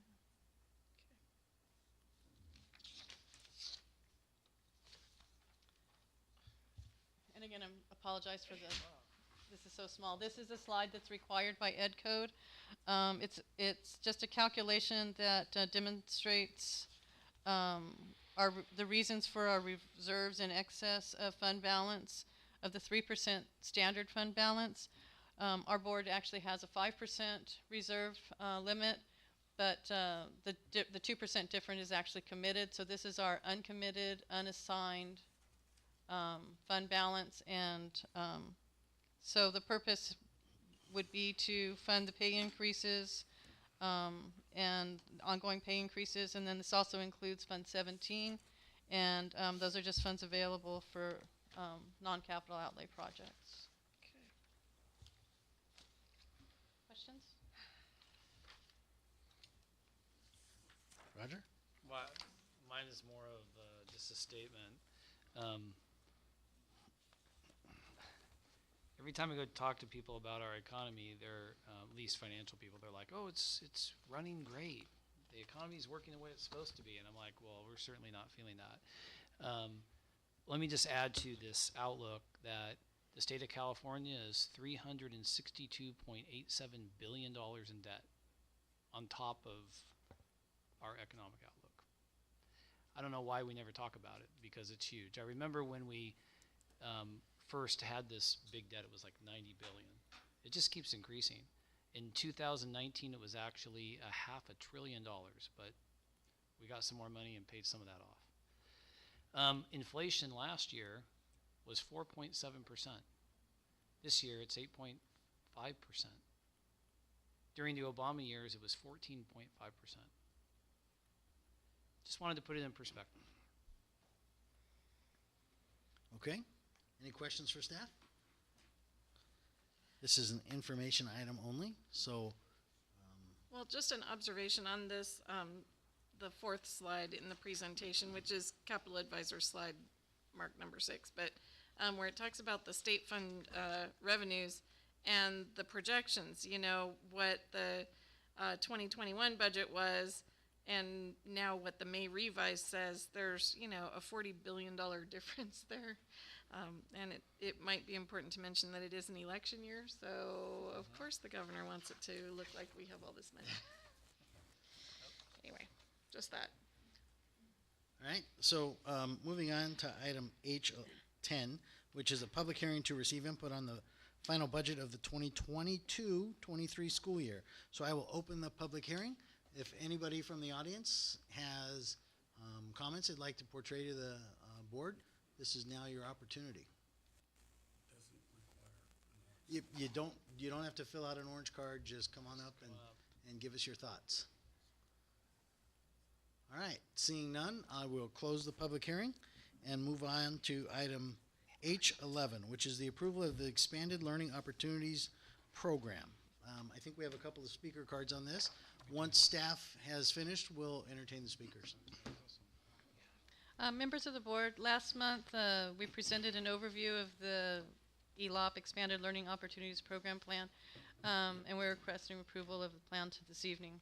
The plan addresses 1, safety and supportive environment, active and engaged learning, skill building, youth voice and leadership, healthy choices and behaviors, diversity, access, and equity, quality staff, clear vision, mission, and purpose, collaborative partnerships, continuous quality improvements, and program management.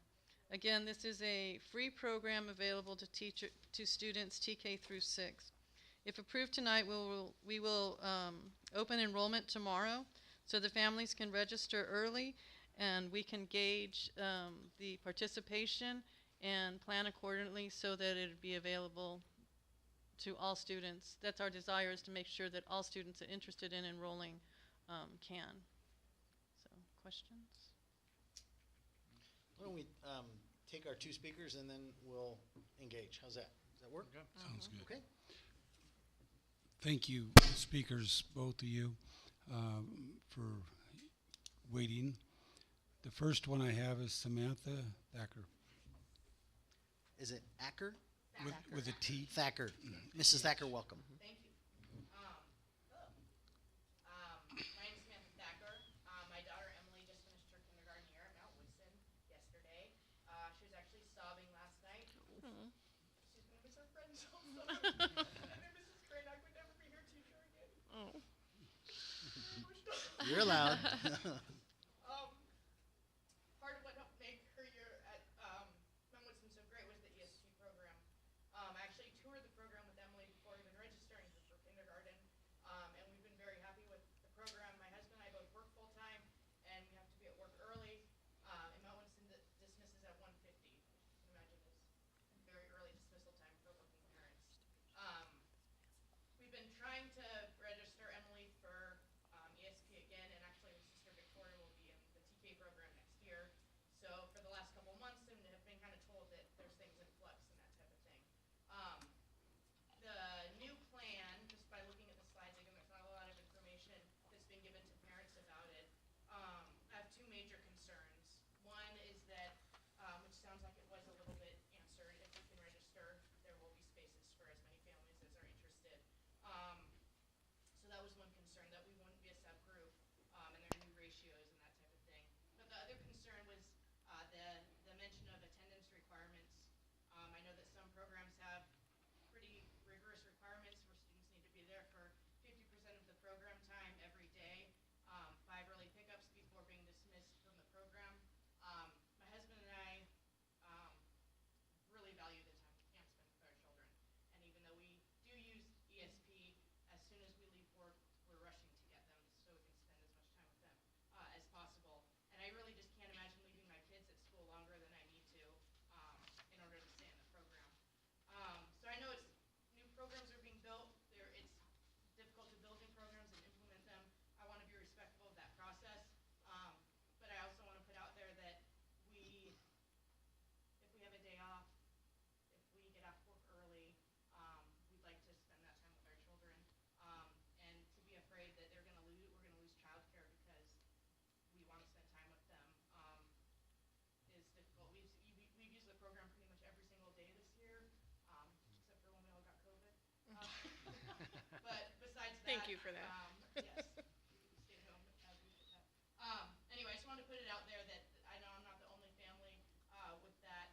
It's very difficult for me to be here right now away from my children at bedtime, and I'm sure for my husband as well. But I just wanted to make that clear, and I think that kind of summarizes just making sure there's room for existing ESP participants who have relied on the program, and also making sure the attendance requirements don't interfere with families' ability to spend time together. Thank you. Thank you. The final speaker will be Nicole Robertson. Welcome back, Mrs. Robertson. Good evening again. I'll speak a little slower this time because I don't think I can get through. Thank you for hearing me. As the previous speaker said, we also have some concerns with the new program implementation for the new ESP program for next year. Some of it sounds like it was partially answered, and hopefully that is the case, but the information that's posted on the website is kind of contradictory to what some of the things that were just said here tonight. So that's concerning. My daughter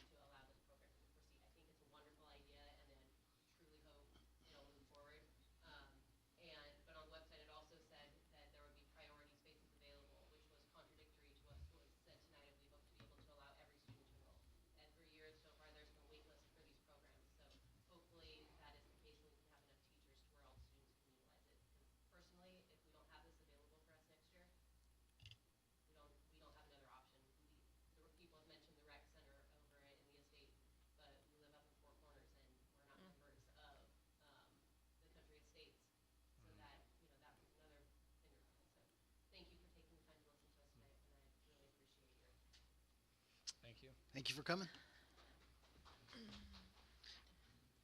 So this is action. We need a motion, right? Yeah. And then we can have some discussion. We can have discussion now if we want to. We can, if we want to take a motion and then discuss it.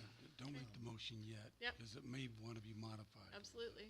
So if you're comfortable with us discussing first, that would be Yeah, great. let's dive into it. Yeah. Why don't you go? I would love to go. So I'm really glad that some other parents came and spoke tonight and expressed what I feel about this, right?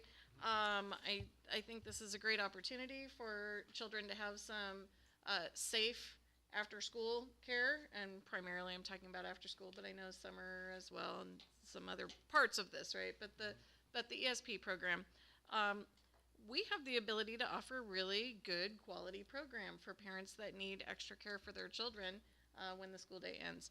And I would like to be sure that the parents that need it have it. And the income requirement, I don't know if these are requirements or if they're guidelines that we can adjust.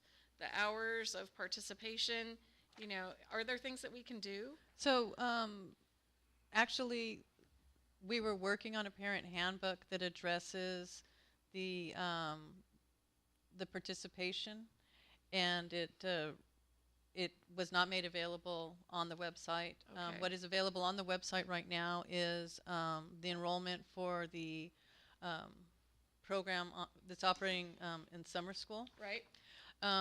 But we're still tweaking the handbook. As far as the guidelines handed down from the state, and they're actually developing more guidelines, the priority is to be given to low-income, your unduplicated students, low-income English learners, foster youth, and which one am I forgetting? But that's why we want to open enrollment now, so that we can ensure that we have everything we need to make it available for all students that want to participate once school starts. Because if we can gauge the enrollment right now, then we can hire everybody we need. We can make sure that we have the facilities that we need when school starts. So, as far as the participation, we have to have some guidelines, because it can't be that I'm going to drop Johnny off today and then I'm never going to come again, because that's going to take a spot for somebody else. As far as allowing, you know, the kinders to come to be picked up early, you know, I mean, we can always make arrangements for that, and we can always make that flexibility and accommodations. But if we have, you know, parents who come in and say, I'm going to be there every day and then only show up 1 or 2 days, then we've staffed that position, and it's not available for those parents that are. But, you know, I think I met with the ESP leads, and they were concerned and wanted to make sure that the families that participated this year, they've been families that have been coming for year after year, and they wanted to make sure that they did have a spot.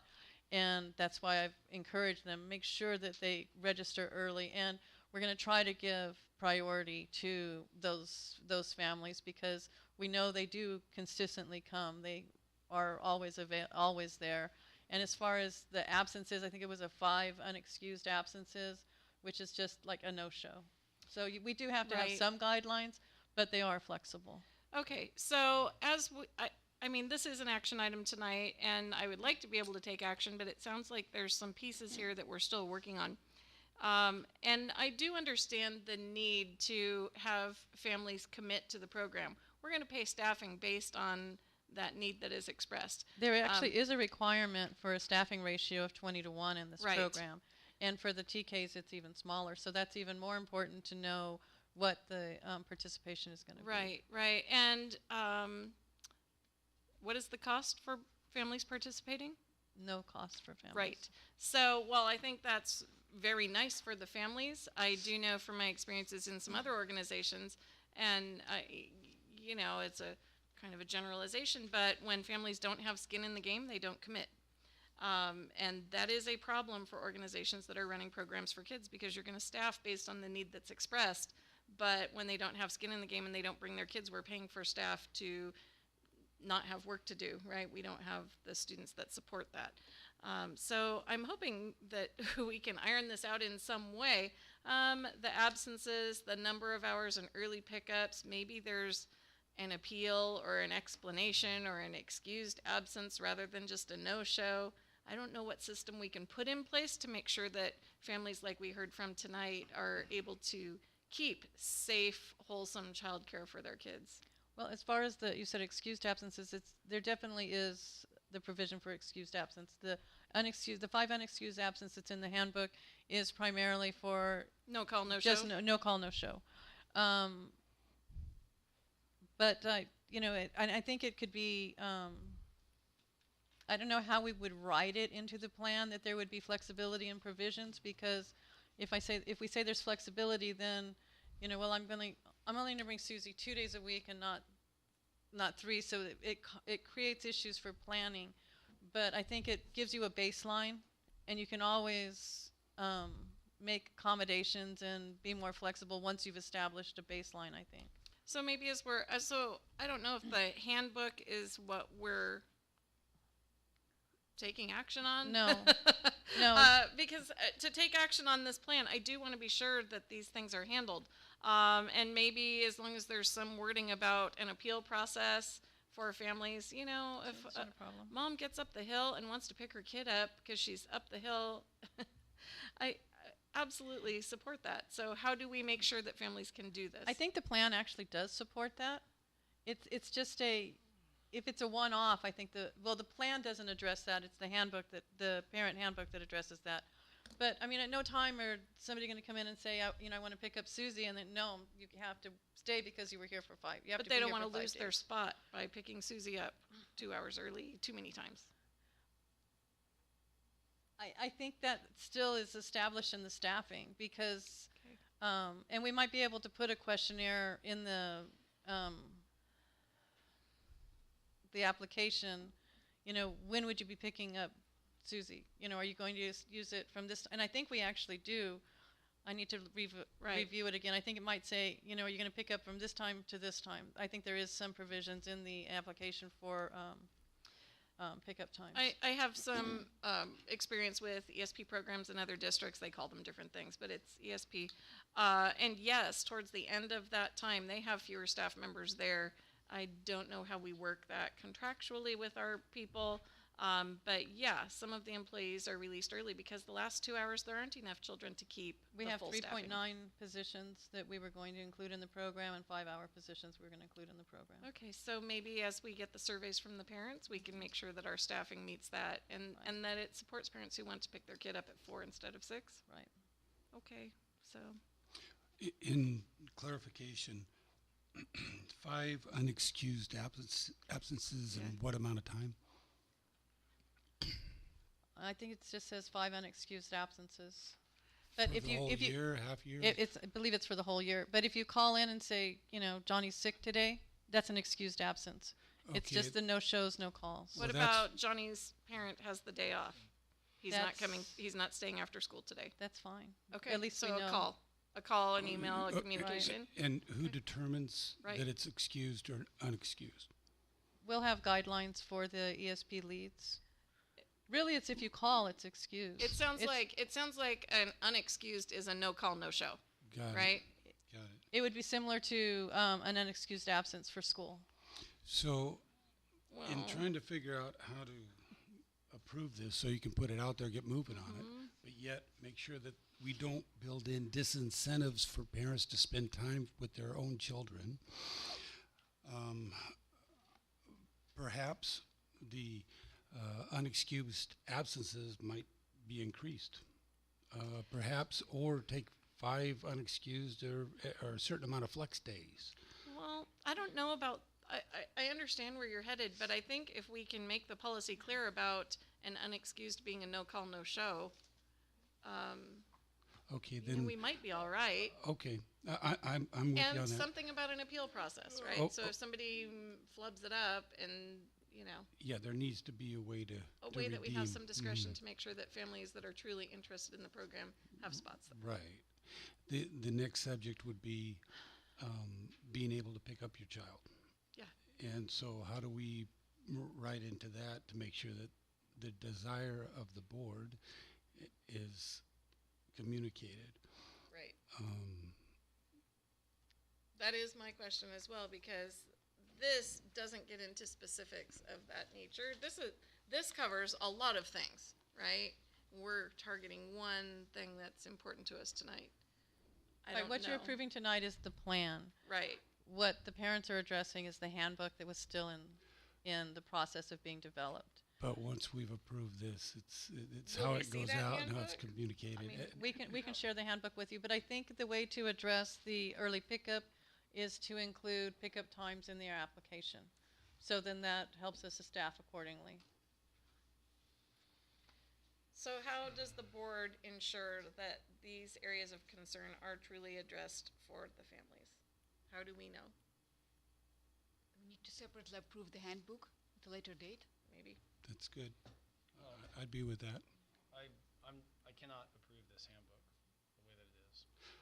I don't think we've even You don't seen have the the handbook. I can't approve This is the this. plan. That's the plan. I can't approve this. Oh, this Okay. plan? How It's a come? plan, well, the reason is like, it tells us what we're supposed to do, like Yeah. here. I'll give an example. It's really broad.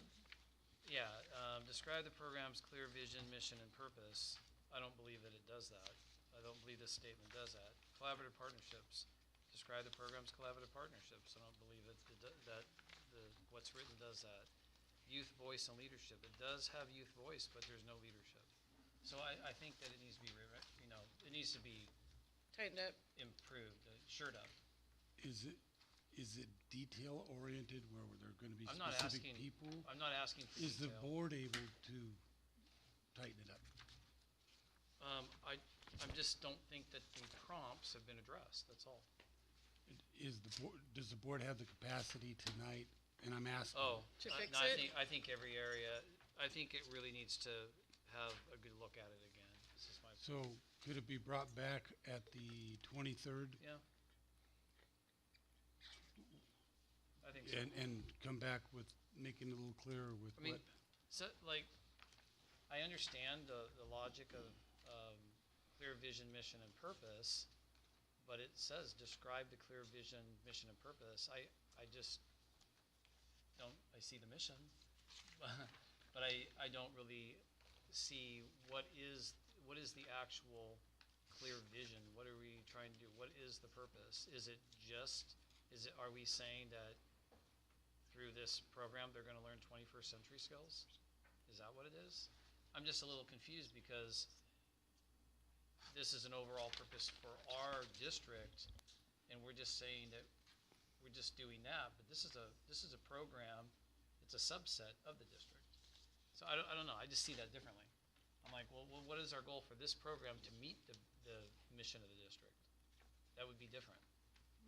So it would tie into it, of course. So I just see things a little bit differently. I mean, if I was the one reading this and approving it on a state level, I'd be like, oh, please rewrite it. Well, and if we're gonna be rewriting it, it should be written referencing some COVID relief funds additionally, in case we need to transfer funds into. Yeah, this is Well, different money. Well, it definitely does give year-round mental health capacity, those type of things and support. And I happen to believe that there's a way to get there. Well, it is written in the number one, safe and supportive environment. I think the other piece is there's a tremendous amount of money dedicated to this program specifically, that it would be very unusual for us to have to dip into COVID funds or any other funds to keep it afloat.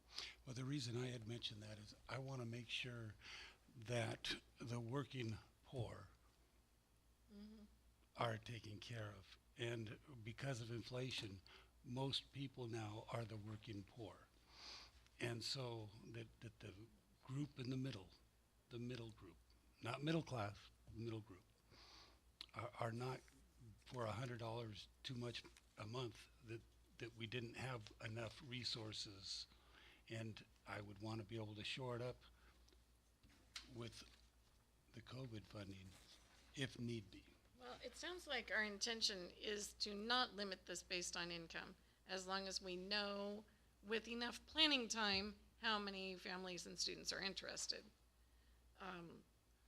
Yeah, but I'm looking 2 years from now. Yeah, yeah.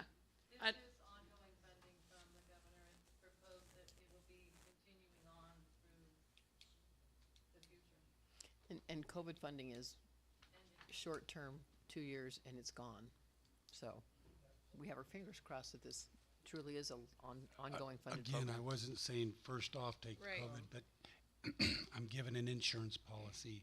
If we put a little bit of references to how this can help be part of the support of COVID, the mental health, that type of thing, in case it's an insurance policy. I'm not saying we take the money right now from COVID, but if you write into there, you provided that ability later to be able to transfer, oh, there was extra of this COVID, and this does address mental health here, we can. Yeah, I don't. When are we trying to start this program? Next year. School year, not this summer. Actually, the start of the summer. Actually, Okay. We did use some of this funding for, to open the, ESP for spring break. Okay. And, this funding will also be used for, the summer ESP at Ramona Elementary for those participating in the summer academy. What do we do by not approving it tonight? What do we do to your job, to other people's job, you know, the effort? How hard do we make it? The only pitfall I see is, if we can open enrollments, I'm not sure about that. The main issue is that we need to be able to open enrollment so that we can gauge the participation. Right. We can tweak this, we can, Right. you know, modify this plan and bring it back, So Okay. can we approve enough tonight? What is the minimum we can approve to be able Well, to it put it seems out? like, authorize us to open up it the seems like we can, yeah, the enrollment can open. The plan needs to be in place by next school year. So if we can make modifications and bring it back on the 23rd, then I think we'll meet our requirements. It's not gonna be audited this year because they know the districts are still working on, developing their plans. So if we can open up enrollment so that we can start getting participation and, start the hiring process, then I think we can have the program that we want, a robust program that is inclusive to all students. So, Do you have enough direction right now, or do you need more specific direction? No, I think that we have a good idea on the direction. I don't know, we don't not necessarily have to have a board action on this item to open enrollment. Okay, you don't, okay. good. We can open enrollment as part of our planning process for the program.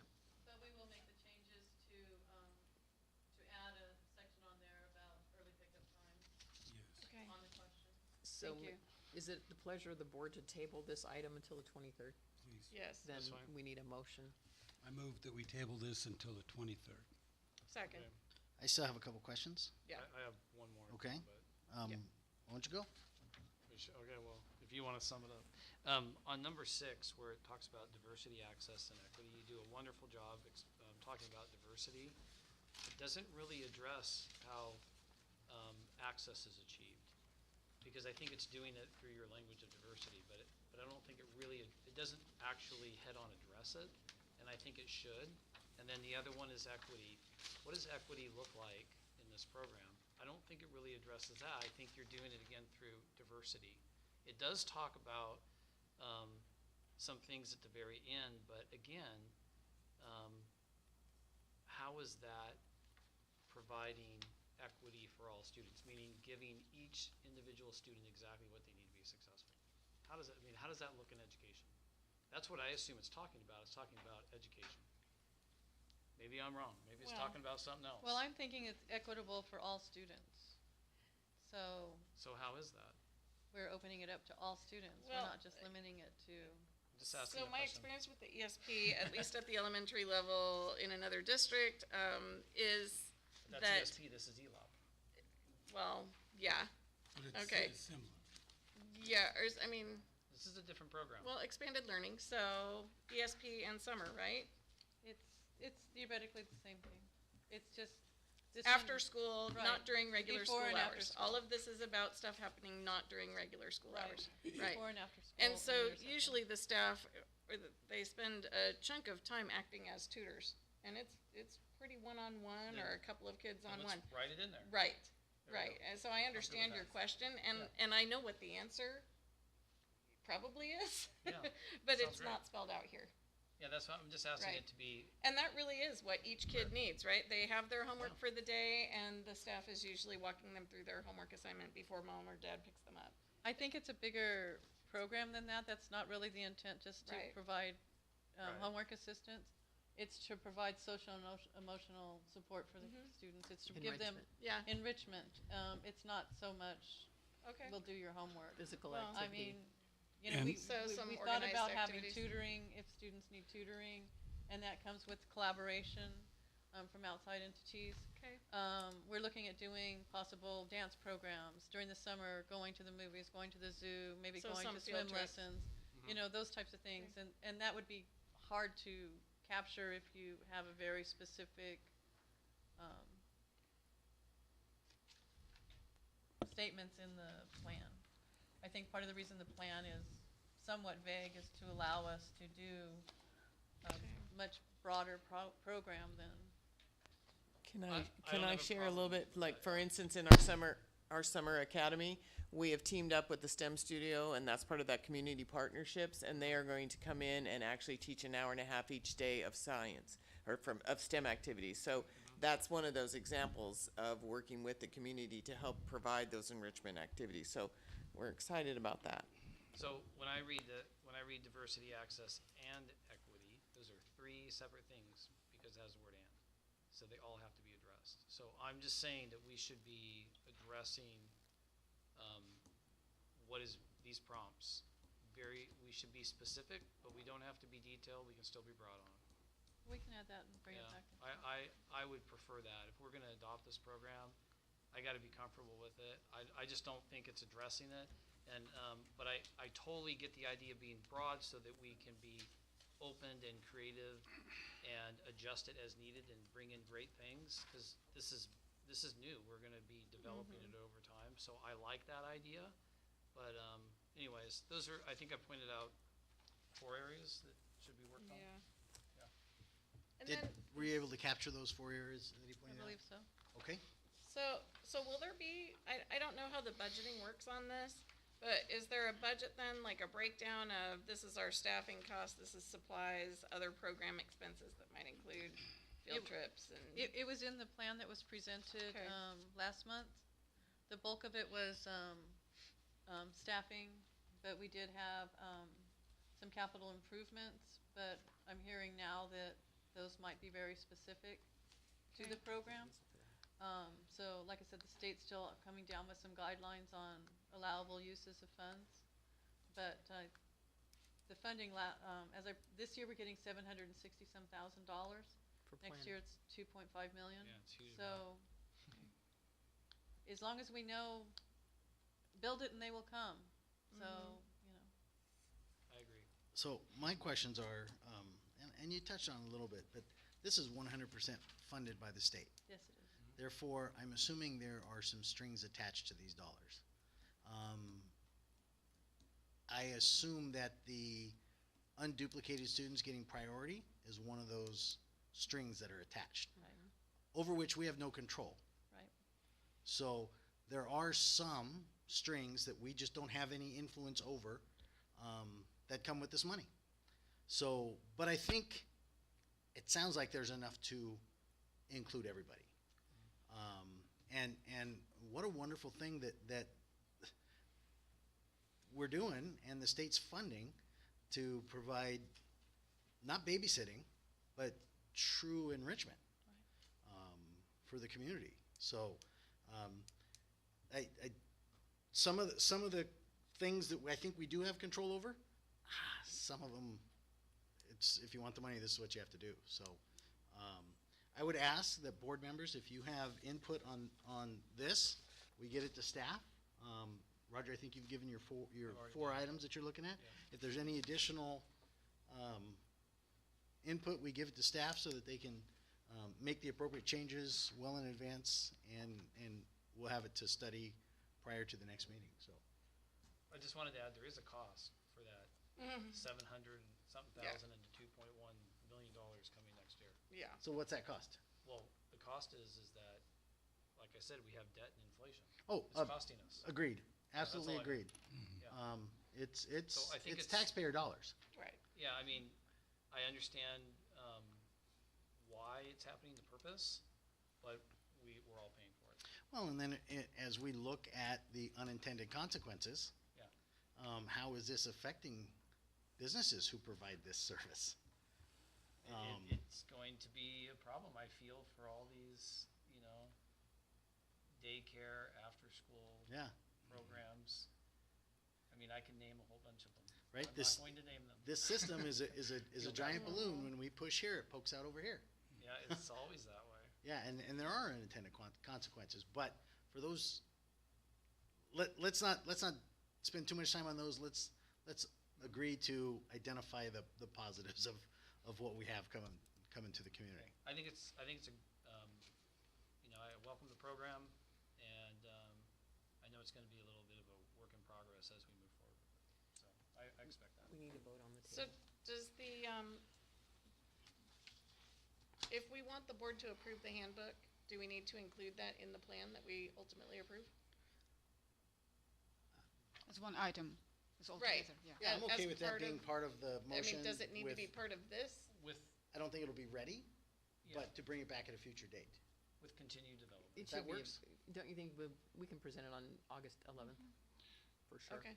That's the And- next regular. And in the, what will come to us on the 23rd is just saying That's that what the I'm asking. board Do we need will, to include that the the board board, will approve the that there handbook. will be a board-approved parent handbook? Yeah, board-approved handbook. Okay, so we have a motion and a second to bring this back on the 23rd, right? Yes. Okay, all those in favor? Aye. Aye. Any opposed? All right, motion carries. Thank you guys very much. This looks like it's gonna be a really good thing Yeah, for it the does. community. Next item is H12, approval of resolutions 2021-22-32 to establish Fund 14 Deferred Maintenance Fund. Yes, members of the board, we're very hopeful that the governor's proposal of $1.7 billion earmarked for deferred maintenance makes it to his final budget. In the event that it does, the funds would need to be accounted for in Fund 14. So staff is requesting that we establish Fund 14 for deferred maintenance fund. I move approval. I'll second it. All right, we've got a motion and a second. Any discussion or questions? All right, all in favor? Aye. Aye. Motion carries. Next item is H13, which is approval of acceptance of grants. Yes, members of the board, staff is requesting approval of the Agricultural Career Technical Education Incentive Grant in the amount of $10,100. Thank you for the clarification. Okay, I'll move approval. I'll second. Got a motion and a second. Any conversation or discussion? All those in favor? Aye. Aye. Motion carries. Yeah. Yeah. Next item is item I2, which is the first reading of recommended changes to Board Policy 5126, Awards for Achievements. Yes, we are bringing this forward as a discussion possible action item, and I'd first like to give you the reason behind the change or the revision to the board policy. We are very excited to add another opportunity for an award for the students of Ramona Unified School District, and that is the Seal of Civic Engagement. The California Department of Education has developed the 5 criteria a student must meet in order to earn this seal. They need criteria 1 is they need to be engaged in academic work, and in our district, all students in RUSD will meet all graduation requirements. They can also meet, the certificate is also available and designed to be available to our students who are earning a certificate of graduation as well. So it is an all-inclusive opportunity. Criteria 2 is demonstrate an understanding of democratic concepts. That means students will pass U.S. history and civics courses or an AP or college equivalent. They also will need to participate in a civic engagement project, and that is a project in which the students themselves identify a need or a passion, and then they design and execute an action and a plan to address that need in the community.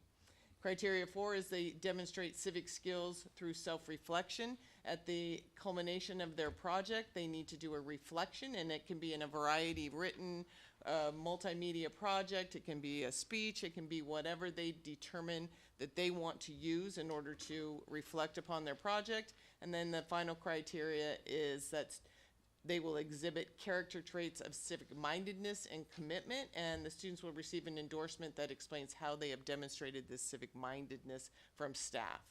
And so what we are actually asking for is to add this to our board policy for awards for student achievement, and we would offer this seal, and students would earn it at the end of their 12th grade year. We have actually developed, and we're very excited about this, a Canvas course in which it will have a teacher or an advisor at the high school that will oversee the Canvas course, and they'll be able to submit their projects along the way and their progress, and it will be all monitored by a staff member at the high school. So we're very excited to be able to offer this. So that revision would be the addition of this to the board policy, and you'll see that in Right. with the bold. Okay, so the student would register as a Canvas course? In order to monitor, because in order to do this, we needed somebody to monitor the projects, and we Right. developed this Canvas course in order for a staff member to easily monitor how this is going. Not for credit. Not but for credit. the It's seal. just a way Credit to towards their house seal. their Okay. progress along the way and as they meet the criteria. So are we designing a curriculum for this? Like It's not a curriculum. materials? What are we? It's not a curriculum. It's Okay, not so I'll materials. just cut straight to the chase on Yes. this one. My 3 sons are Eagle Scouts. They did all of these things in the course of their Eagle Scout projects. Is there a way for those types of activities to translate into this easily? I think it's and I want to say it's very loose, but it is very loose. Kids can select whatever project that they are passionate about, and I think absolutely if they can tie it to it, they can use that as their project. They would just have to complete the requirements of demonstrating that they've met that in the way that we're asking. So how are we asking them to demonstrate that? Again, they get to design. Okay. So it's I keep saying it's loose, but it is. Right. They get to choose something that they are passionate about and write a plan on how they plan to go about addressing it or in getting involved themselves in the community. So it is designed by the state of California to be loose, and it's looser than a lot of our other seals. It's not as rigorous, so it's designed to be that way. So the idea is that they have a passion in the community, and they say, this is how I want to address it, this is how I think I can affect change, I'm going to develop this, and I'm going to go do it, and then I'm going to reflect on it. So They have to develop a plan as an Eagle Yes. for their Eagle Scout. Sounds like an Eagle Scout project. Yeah. I mean, Yes. you So it know, does. or a gold award, Yeah. you know. And I think, and it is, and they'll have the advisor, they have to run it by the advisor will approve it along the way, but, Okay. and they'll get feedback from the advisor, but it really is a very open-ended kind of, something that a student is passionate about civically. So what will the advisor get from it? Because we're asking staff to do more, and we are teachers that we're saying we already are doing more than before COVID or something. So what if nobody volunteers to be an advisor, or we're already doing so much? We don't Mr. need one Newman more has thing. volunteered. Huh? Mr. Newman has Okay. volunteered. Because he's not doing a lot. Yeah, but he did. But when we proposed it to staff, the staff is busy, and Yeah, they're but busy. Mr. Newman said he would not mind. It won't involve a lot of time because they will submit their stuffs, and it's just on the back end of watching So the it's Canvas not course. going to require much of time commitment from a staff member? No. Honestly, No. this is perfect for the National Honor Society. It fits right into what they do. Who is the final decision maker on whether a child gets the seal or not? When they meet all 5 criteria, then they would receive the seal. Who It is would be Mr. Newman or whoever is monitoring the Canvas course, and the teacher or whoever is going to exhibit that final step and endorse them that they've met that. All right. I'm still trying to understand the civic engagement project. Is that if they wanted to go assist and help their community? Is it getting politically active and marching? I can read exactly, Okay. because here's what it says. When taking informed action, students may be encouraged to choose and define problems in their own communities, investigate root causes and possible solutions, develop and implement plans to address those problems, and reflect on their actions to help them develop identities as citizens with rights and responsibilities. This type of civic engagement augments services learned augment services learning by encouraging students to consider influencing institutional policies along with other options for addressing problems. Students' informed action should be significant as evidenced by the duration, depth, and/or impact of their engagement in the school and/or community. Efforts may be undertaken individually, with classmates, or in partnership with community members and organizations. LEAs are encouraged to form ongoing partnerships with community organizations that may help guide students to acts of civic engagement unique to their own community. LEAs may also encourage students to develop ongoing civic engagement projects that develop over time as their community's needs also change. By forming long-term community partnerships, this could present LEAs with an opportunity to incentivize ongoing civic engagement for students beginning at the preschool and kindergarten. So, volunteering may be considered an act of civic engagement. However, volunteering alone does not constitute a project to address a real world problem. So, that is the definition. So, Bob, this is whatever plan is written is going to have to be approved by the principal, especially if it's on that site. Because if it's not, and students are pursuing something that they call civic engagement, it could actually be problematic for the site, depending upon what they want to do. And it could actually be against board policy. So it could be, depending, I mean, some kids take things really, really broad or really, really specific. So it's gotta have a check and balance. It can't just be anything you want. So I thought the focus of this was more community, not school-based. But it said community or It could be school. either. It could be either. So could we write in here that it would be the superintendent of the high school? And what about MBA and, You mean the site administrator or the superintendent? I'm sorry, site administrator, principal? And also, would Tony be, if Montecito or MBA wanted to do it, is Tony? They would have a designated person, and I can't remember who Catherine said, but they are on board, and they have someone, I don't remember who, I can find out. I personally would like it to be the principal of each site and not a designee. And not a designee or a designee? Correct, No. not a designee. Somebody that. So I'd like that written in myself. I So agree. that it Helps the board understand and keep a finger on the pulse of the program a little bit better. You know, Bob, you're really onto something there, because I can tell you, Mr. Newman is one of the most aware individuals that we have on campus. He thinks it through. He's 10 steps ahead of even us. And what can go wrong with this? How can I get called into the superintendent's office if something goes south? Right, right. He's on it, and I commend him for that. And kids don't understand that. You know, kids think that no is the easy answer, so that's why they say it. I think our site administrators try to find ways to say yes. That's right. But sometimes you just can't. and I like the idea that it's with the principal, because if something does go south, that's who the superintendent's calling. That's why I think on here in this criteria, it should be with approval by the principal, something like that. It needs to be right in here that you're seeking approval right away, so they know. Oh, every time they see this, I have to have that. And it makes it extra serious to the kids too. Yeah, I think it's a good And it's thing. one of the few times that the kids actually have something, they know the principal, they interact with them, but something that actually. And they give a presentation. They prepare a proposal. They present that proposal. They defend that proposal. Because if the principal's doing his or her job, they're going to try to shoot holes in it and say, "Did you think about this? Oh wow, thank you. No, I didn't. But give me a second to think it through."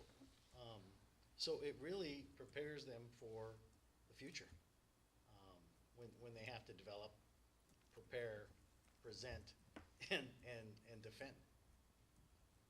It Can sounds I like ask a neat program. a clarifying question? Would you be, excuse me, okay with an assistant principal at the high school being the, overseeing this? Are you volunteering? Yes, no, I could, no. I'm just wondering, would that be acceptable? Because sometimes, you know, Site administrator. yeah, site administrator? I guess and maybe Bob, from what he said, I want to be sure we don't get into situations that get out of control. With student activism and the passion that can be there, glad to see it. But if this is an on-campus thing, I really think the site administrator needs to be the one that's approving this. Now, if we were just talking about out in the community, then I would be more comfortable with some other designee.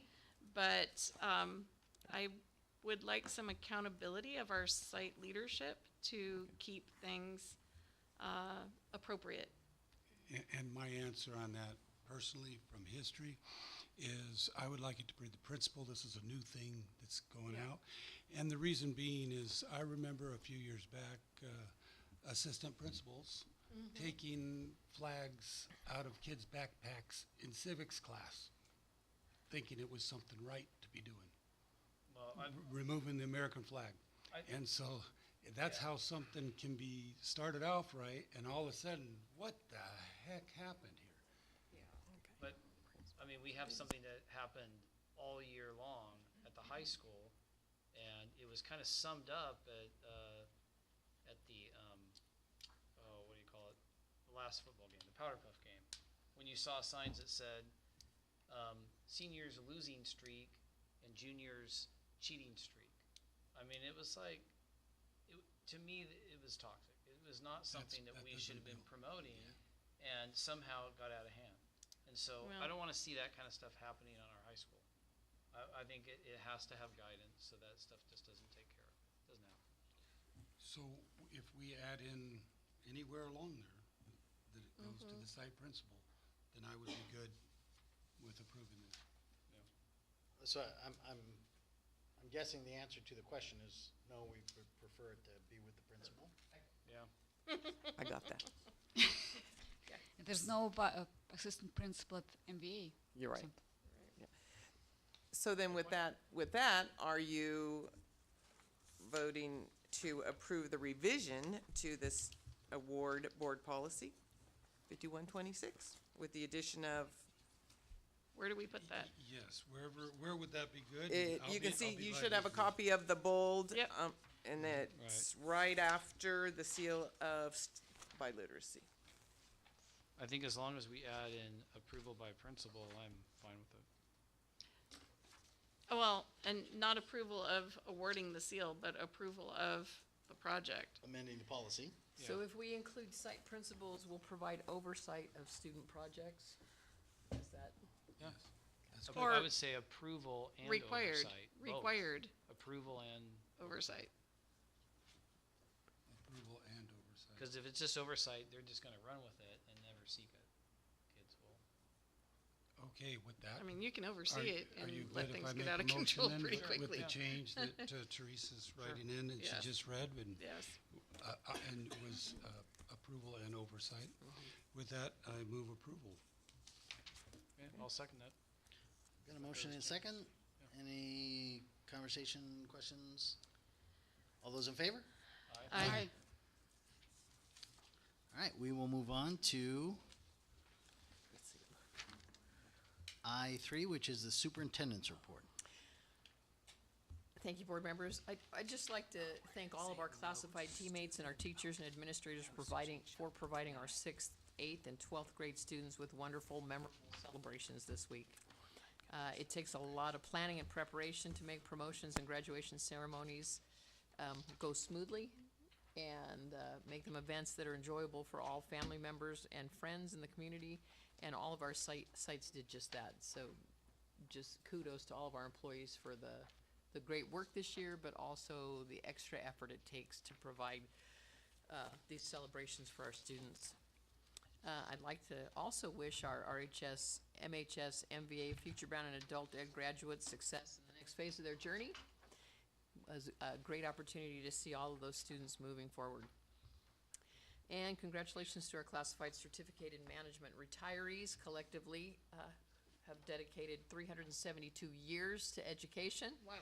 And we wish them well and thank them for their service and dedication to what is the most important job in the world.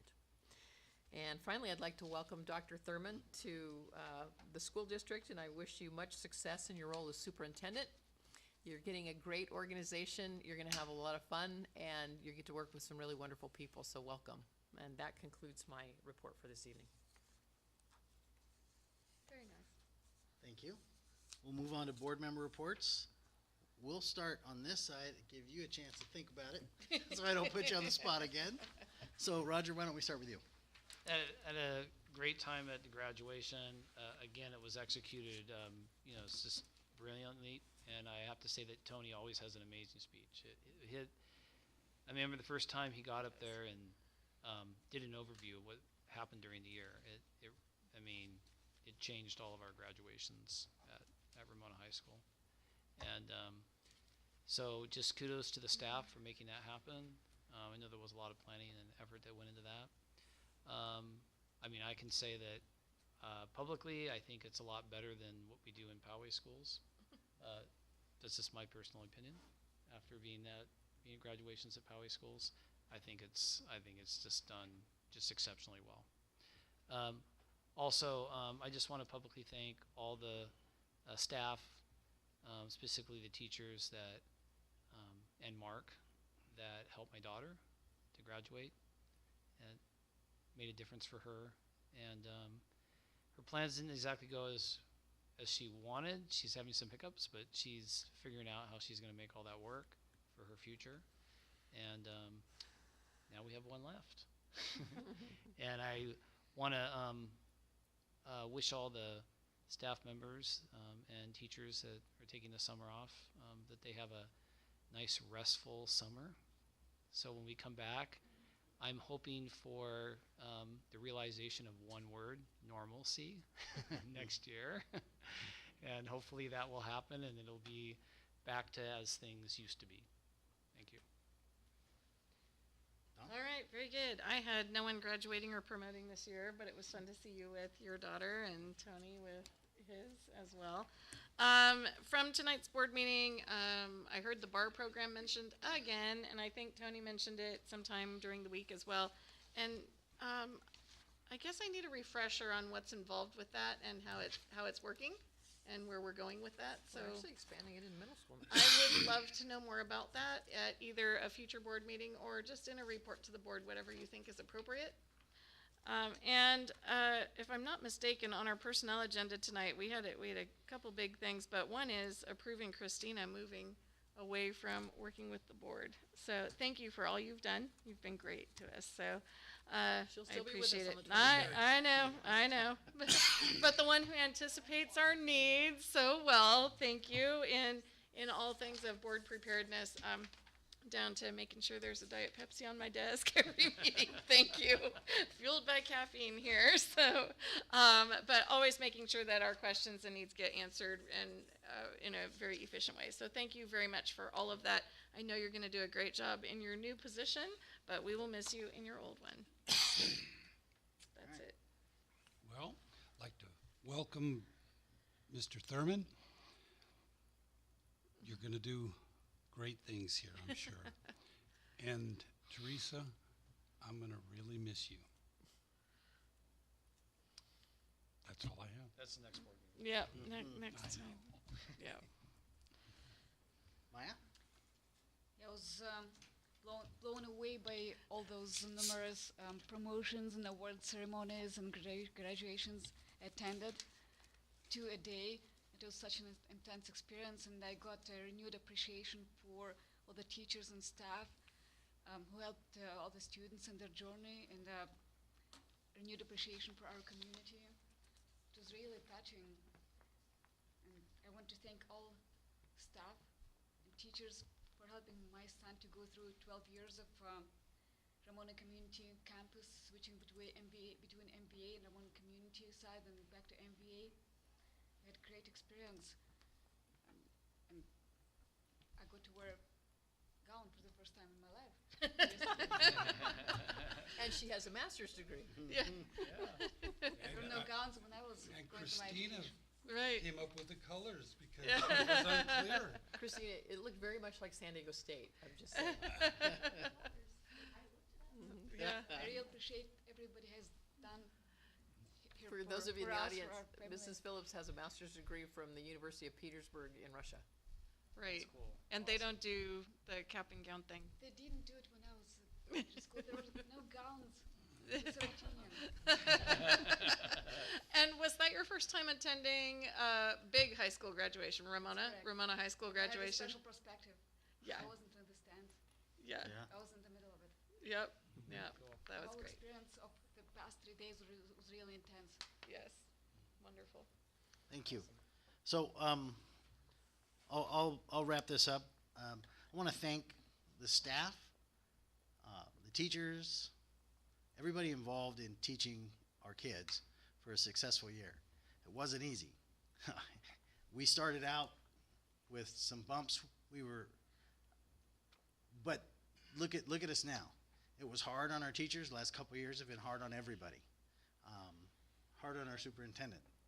Hard on our cabinet. But there's a lot of light at the end of this tunnel, and it would never have happened without a good team working hard together to move the organization forward, and we all recognize that, and we try to say it a lot, but you can't say it too much. So, having said that, congratulations to all the graduates this year. It's a big loss to the district. 372 years. Did you include yours? Yes. Okay. My 37 is. So, Oh, I do have one more thing before we close. so the salutatorian actually last night shared a story about Steve Cook, one of our teachers at the high school who's retiring, and apparently Steve helped her dad out 30 years ago with groceries, gave him a place to live. If that's who I think he is, he's a fire captain now, and probably never thought he would be there. If he's the same guy that I know, and I think it is, she said to Mr. Cook, "Do you think you made a difference?" "Damn right you did." She's standing right there. He was crying. Yeah. Yeah, he did. According to Big Mr. whole thing. Newman, that's an ongoing thing. As my voice cracks. But that's somebody who's passionate about education, passionate about kids, and being an educator of kids. And what a neat story for a student to bring in that forum. To tell an educator, you might not have known that you made a difference, but I'm here today. So I'm the proof that you did. It was really, really cool. And it's a story that just, I made a joke to Mr. Newman, Steve's going to pull his papers. Mr. Cook. And he goes, he probably would if he could, but he can't go backwards. So, but you know what? Stories like that happen every day. We just don't hear it. Right. Things like that, you know, where a teacher touches a kid and they don't know it. That happens every day. And not just in our district. I would like to think that it happens more often in our district, but it happens every day with every teacher. So thank you guys so much for the hard work. It happens with our custodians. It happens with our lunch people. We have a classified worker who has a very good chance of being nationally recognized. She's the one of the state classified workers of the year. So, excuse me. Just remember that. Sometimes it's hard. It's really hard to remember when you have to learn Canvas and it's new and your mind doesn't think like a computer, like a 12-year-old's mind thinks, and you wonder, gosh, is it worth it? It is. It is. Good stories. So, on to you. Yep, it's not as touching as yours, but you know, one of our student board members made a little parting gift for the board, and I think for some others here at the district office. Homemade stress balls. She got a little glimpse into what it's like to be a board member, and we need these, so don't forget to take yours at the end of tonight. Thanks very much. I just want to say, too, our own Robin Brainerd is here, and Yes. she got her share of shout-outs last night at graduation. Yes, Yes, she did. absolutely. One of the students is still afraid of her. That's fine.